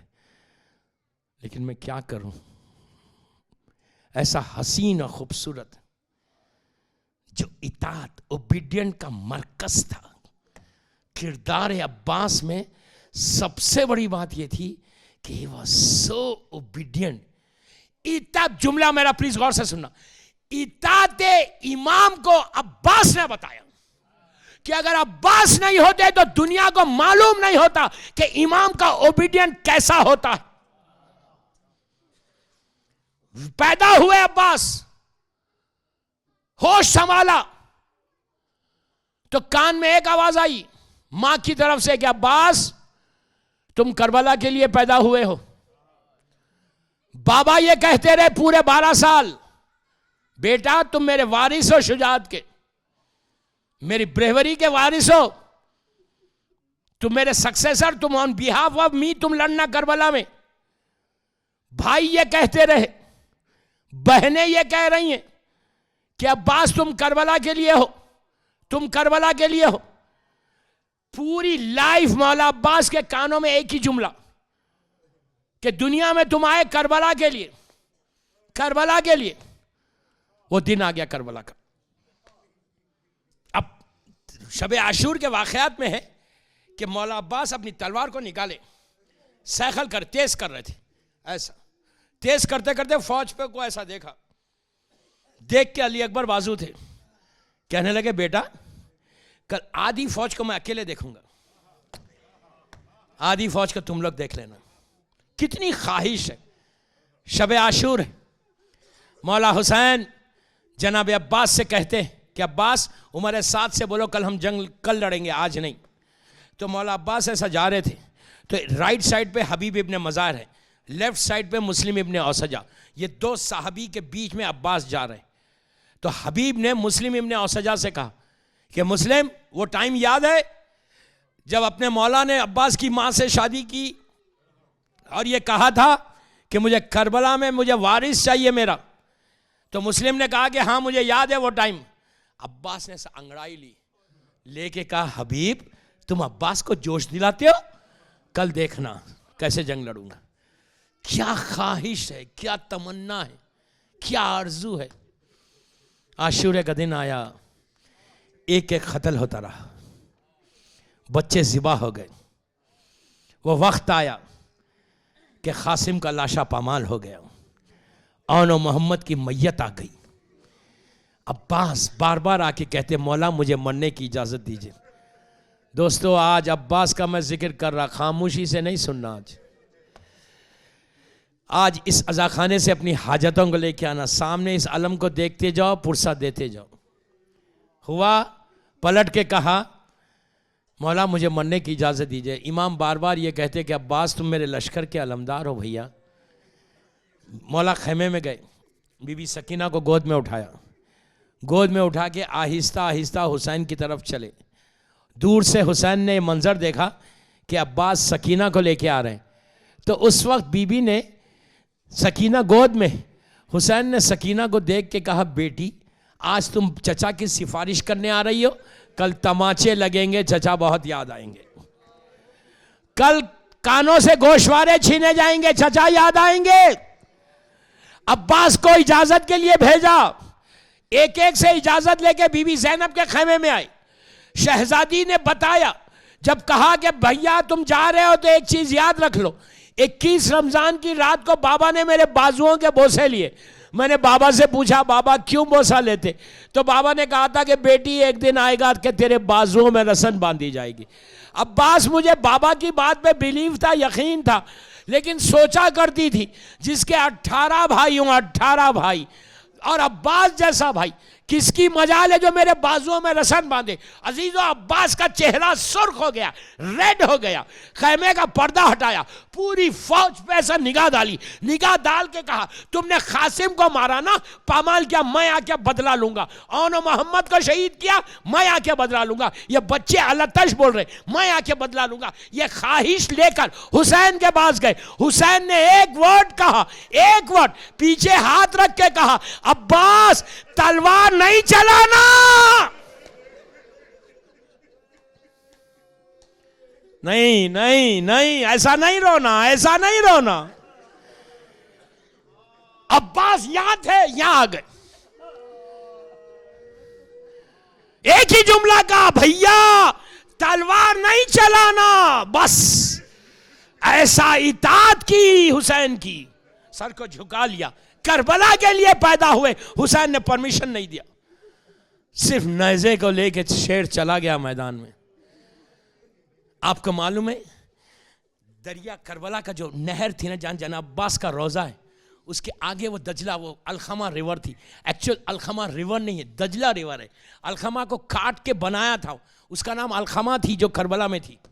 दजला तो आज भी मौजूद है, अलखमा नहीं। छठे इमाम के ज़माने तक थी अलखमा। मौला जब आए थे ज़ियारत को अपने जद के, अलखमा को देखा, इमाम ने कहा तुझे शर्म नहीं आती? अब तक तू बह रही है, मेरे बच्चे ज़िबा हो गए, उसके बाद सूख गई अलखमा। मौला आज जब मौला अब्बास का रोजा है, वहां अलखमा थी, आपको मालूम हुआ क्या हाल था? यजीद उमर साद ने 30,000 की आर्मी, बाज रिवायतों में 20 है, बाज रिवायतों में 15 है, 15,000 तीर चलाने वाले, तलवार चलाने वाले, नेज़े चलाने वाले, बर्छी ऐसा लेयर्स थी और पूरा ऐसा प्रोटेक्शन दिया था नहर को कि एक ड्रॉप पानी भी हुसैन के कैंप में नहीं जाना चाहिए। फौज की पूरी सिक्योरिटी की लेयर्स बनी हुई थी। तीरंदाज ऐसा तीर लेके खड़े हुए थे, कोई इधर आएगा हम मार देंगे, कोई आएगा हम मार देंगे। पूरी फौज ऐसा घेरी हुई, प्रोटेक्शन ऐसा शील्ड कर रहे थे।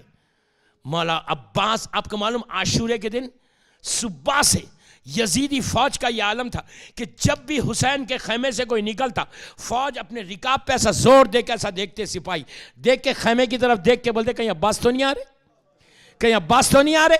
और जब मौला अब्बास निकले खैमे से, अब्बास की शान, इतनी बड़ी हाइट, हाथ में नेज़ा, अलम को लेकर जब अली का शेर बाहर निकला तो वह 15-20 हजार की जो फौज थी, अब्बास के हाथ में कुछ नहीं है, सिर्फ नेज़ा है, तलवार लगी हुई है। हुक्म इमाम है कि तुम तलवार नहीं चलाना, सिर्फ अपना प्रोटेक्शन नेज़े से करना। तो हालत यह थी कि यजीदी फौजों के हाथों से लगामें छूट गई, पूरी फौज भाग गई, पूरी फौज भाग गई, ऐसा हट गए, शेर पहुंच गया। किरदार अब्बास का ऐसा, जब नहर पे पहुंचा तो ठंडी हवा आने लगी, अब्बास को वह हवा तीर लगने लगा। ये सोचने लगे अभी झूले में अली असगर प्यासा है, सकीना प्यासी है, ये ठंडी हवा। पानी को लेके जब वापस आ रहे थे तो दुश्मन ने एक के बाद दूसरा शाना खता कर दिया। अब्बास के दोनों हाथ कट गए। पानी को लेके, मश्क को लेके खैमे की तरफ आ रहे थे। हुरमुला का तीर चला, अली का लाल के उम्मीदों पे पानी फिर गया। अब मौला ने फौज के दरमियान अपना रुख मोड़ लिया।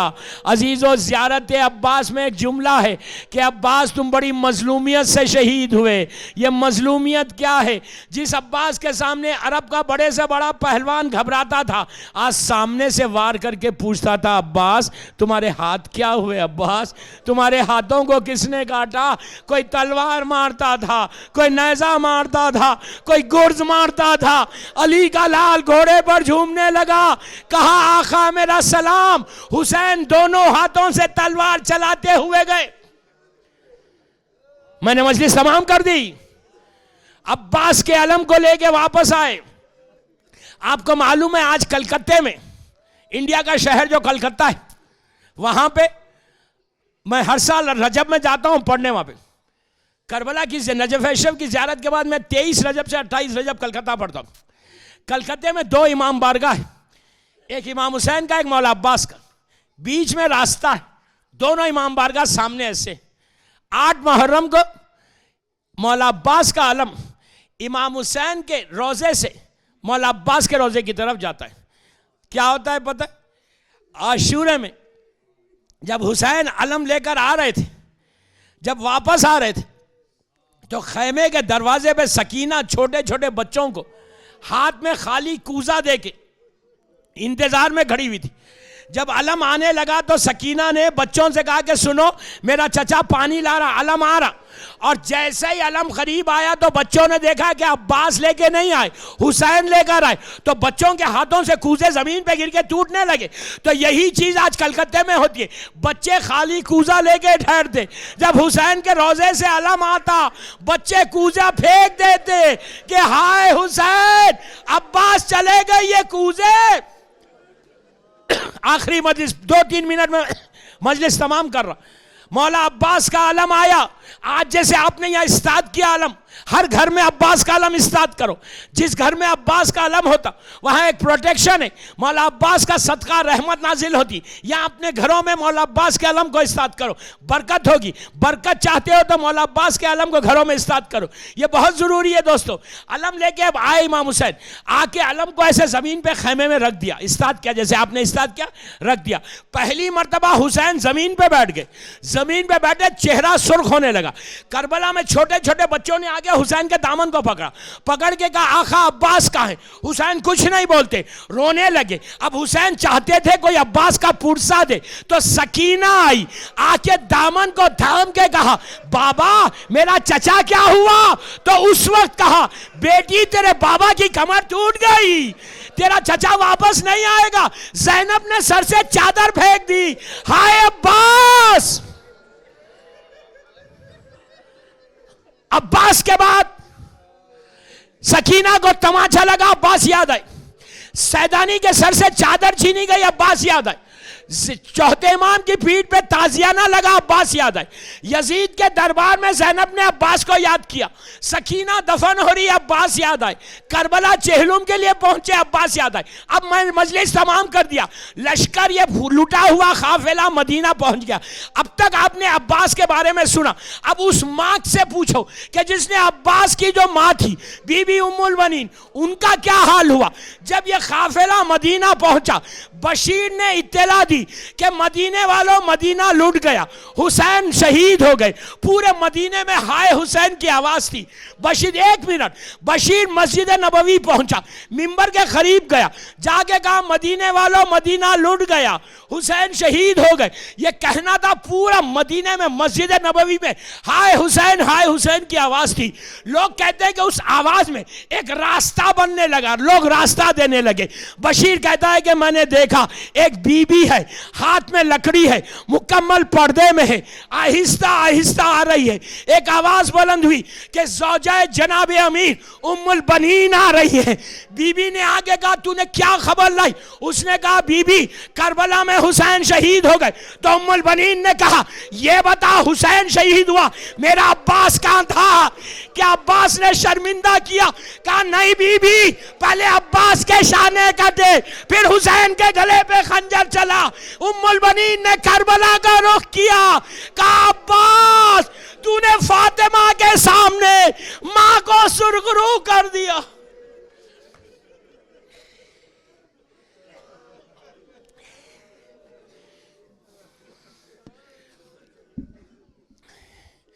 परवरदिगार मेरे मौला अब्बास के मसाइब का वास्ता है, सब मिल के आमीन बोलना। बाबुल हवाइज की मसाइब थे, सब की दुआ कबूल होंगे इंशाअल्लाह।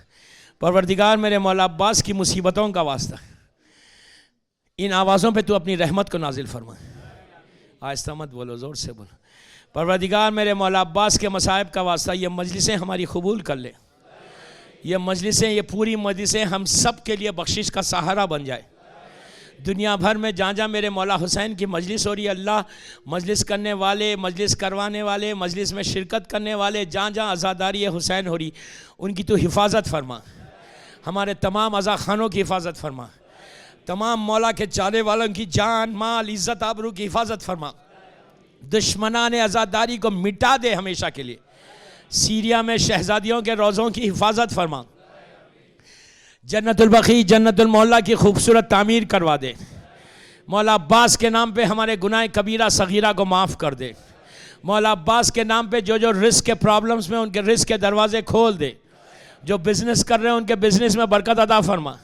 जो जो बीमार हैं अल्लाह उनकी बीमारियों को दूर कर दे। एक मर्द मोमिन बहुत बीमार है, KR मोमिन बहुत बीमार है, तुझे मैं मौला अब्बास का वास्ता देता और दुनिया में जहाँ जहाँ मौला का चाहने वाला बीमार है अल्लाह उसको मुकम्मल तौर पर सेहत कामिला अता फरमा। परवरदिगार जो हमारे जिस्मों में हमारी ऊपर बीमारी है, इन बीमारियों को हमारे बनी हाशिम मेरा मौला अब्बास की मुसीबतों का वास्ता जो हमारे जिस्मों में बीमारियाँ उसको दूर कर दे। परवरदिगार हमको अपना अब्द साले बना दे। मोहब्बत मौला कायनात में ज़िंदा रख और अली ही की मोहब्बत में दुनिया से उठा। कोई गम मत दे सिवाय गम हुसैन के। इस गम के वारिस ज़माने के इमाम को सलामत रख। मेरे मौला की सलामती के सदक़े में जिनके माँ बाप ज़िंदा है उन्हें सलामत रख। जिनके माँ बाप मर गए उनकी ख़बरों में रहमतों को नाजिल फरमा। मोमिन जमात के रिस्क में बरकत अता फरमा। कुल मोमिनीन और मोमिनात और मुहिब्बान आले मोहम्मद दुनिया भर में जहाँ जहाँ हैं उनके रिस्क में बरकत अता फरमा। हर बला, हर मुसीबत, हर परेशानी से सारे अली के चाहने वालों को हिफाजत फरमा। जितने लोग इस वक्त ख़बरों में आराम कर रहे हैं अल्लाह उनकी ख़बरों में अपनी रहमतों को नाजिल फरमा। इसी तरह हम मुसलसल ज़्यादा से ज़्यादा मौला हुसैन का ज़िक्र करना नसीब हो और जब भी अपने हुसैन का जिक्र करें उस जिक्र को बीबी फातिमा की बारगाह में कबूलियत तक पहुंचा दे। हमको तौफीक दे कि हम तेरे दीन की, तेरे बंदों की खिदमत कर सके। ये आइंदा साल पूरा तेरी रहमत का साल हम पे गुजरे, हर मौला के चाहने वाले के ऊपर रहमत का साल गुजरे। हर आने वाली मुसीबत से आइंदा साल हमको महफूज रखना। हमको कोई गम मत दे सिवाय गम हुसैन के। परवरदिगार हमारे गुनाह कबीरा सगीरा को माफ़ कर दे। हम अपने हर गुनाह का एतराफ़ करते हैं, एक्सेप्ट करते हैं। अल्लाह तू हमको माफ़ कर दे। हमारा खातिमा ईमान पे हो, हमको उम्रा और ज़ियारत नसीब हो। परवरदिगार इमाम के ज़ुहूर में ताजील फरमा, इमाम के नासिरों में हमको शुमार फरमा। या सारल्लाह अपना सारे का सही हम जवाब दे सके। मौला की नुसरत ऐसे करें जैसे मौला चाहता। जो बे औलाद है उनको बीबी रबाब की उजड़ी हुई गोद का वास्ता उनको औलाद नरीना अता फरमा। जिन लड़कियों की शादी नहीं हुई उनके लिए बेहतरीन रिश्ते को मुय्यन फरमा। ये तमाम दुआओं और मजलिसों की कबूलियत के लिए एक मरतबा बावाज़ बुलंद सलवात पढ़ लें।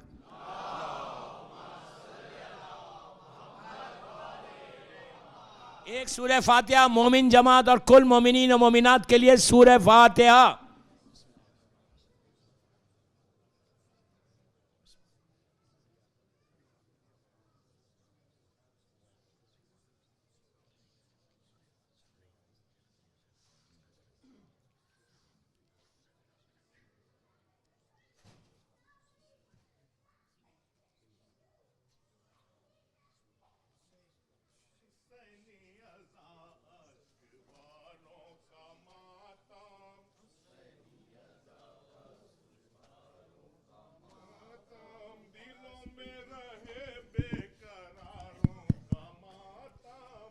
नहीं एक जरूरी अनाउंसमेंट આવતીકાલે ફક્ત લેડીઝ મજલિસ છે 7:30 and the dinner will be served. Tomorrow we have ladies majlis at 7:30.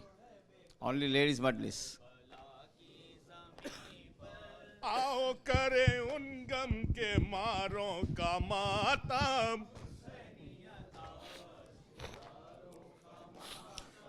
दिल सीने में जब तक है भूलेगा न गम तेरा।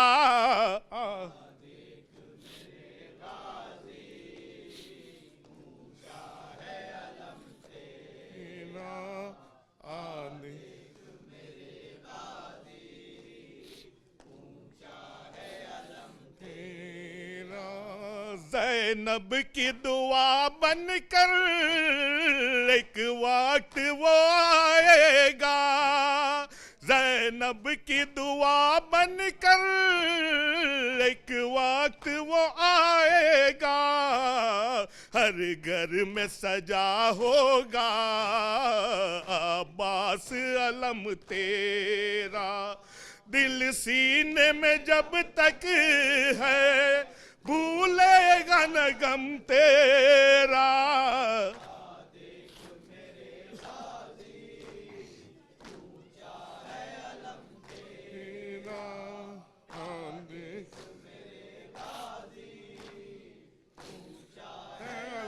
तेरा आ जाती है ज़हरा भी ज़ैनब ज़ियारत को। आ जाती है ज़हरा भी ज़ैनब ज़ियारत को। जब 8 मुहर्रम को उठता है अलम तेरा। दिल सीने में जब तक है भूलेगा न गम तेरा।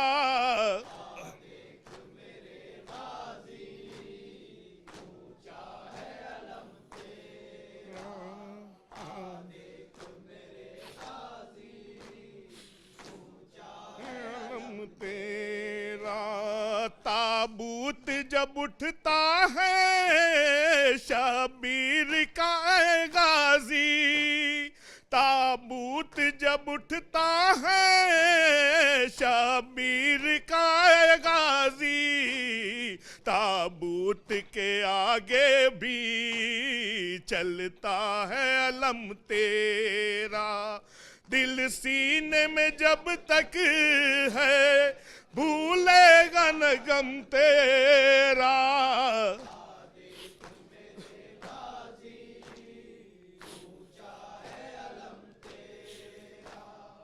आदि चाहे नम तेरा। वो कौन से सदमे थे शह टूट गए जिससे, वो कौन से सदमे थे शह टूट गए जिससे। एक दर्द था ज़ैनब का और दूसरा गम तेरा। दिल सीने में जब तक है भूलेगा न गम तेरा।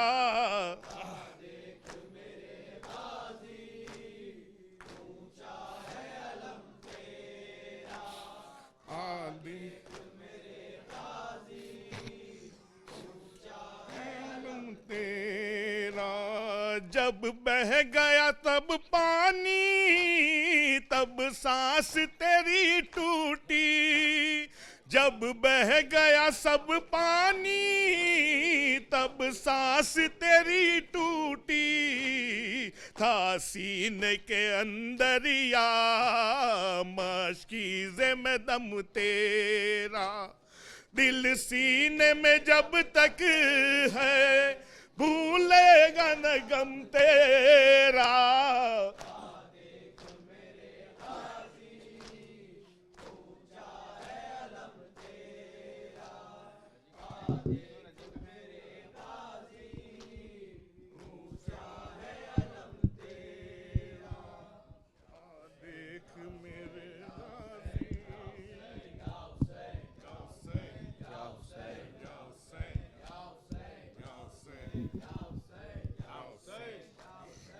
सज्जाद में ज़ैनब हूँ, मेरे सर पे रिदा कोई नहीं।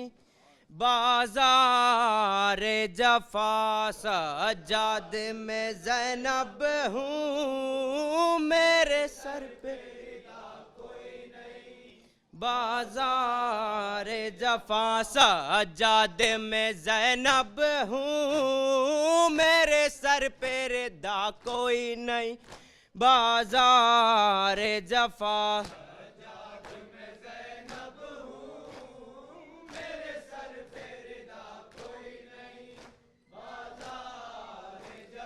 मजमाए कूफियों का मेरे चलने की जहाँ कोई नहीं।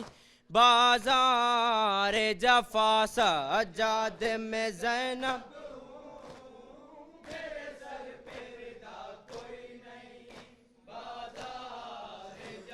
सज्जाद मेरे सर से 9 बार छिनी चादर। बलवे में नबी ज़ादी फिर वारी गई दर दर। मिल जाए रिदा मुझको और मेरी दुआ कोई नहीं। बाज़ार जफ़ा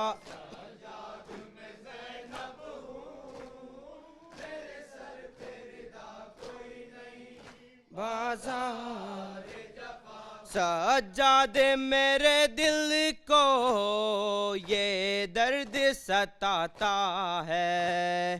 सर गाजी का नज़े से जब खाक पे आता है। सर मेरा खुला देखे गम इससे बड़ा कोई नहीं। बाज़ार जफ़ा सज्जाद में ज़ैनब हूँ, मेरे सर पे रिदा कोई नहीं। बाज़ार जफ़ा सज्जाद चलूं कैसे लाखों है तमाशाई। याद आता है रह रह के अब्बास मेरा भाई। फरियाद करूं तुझसे अब तेरे सिवा कोई नहीं।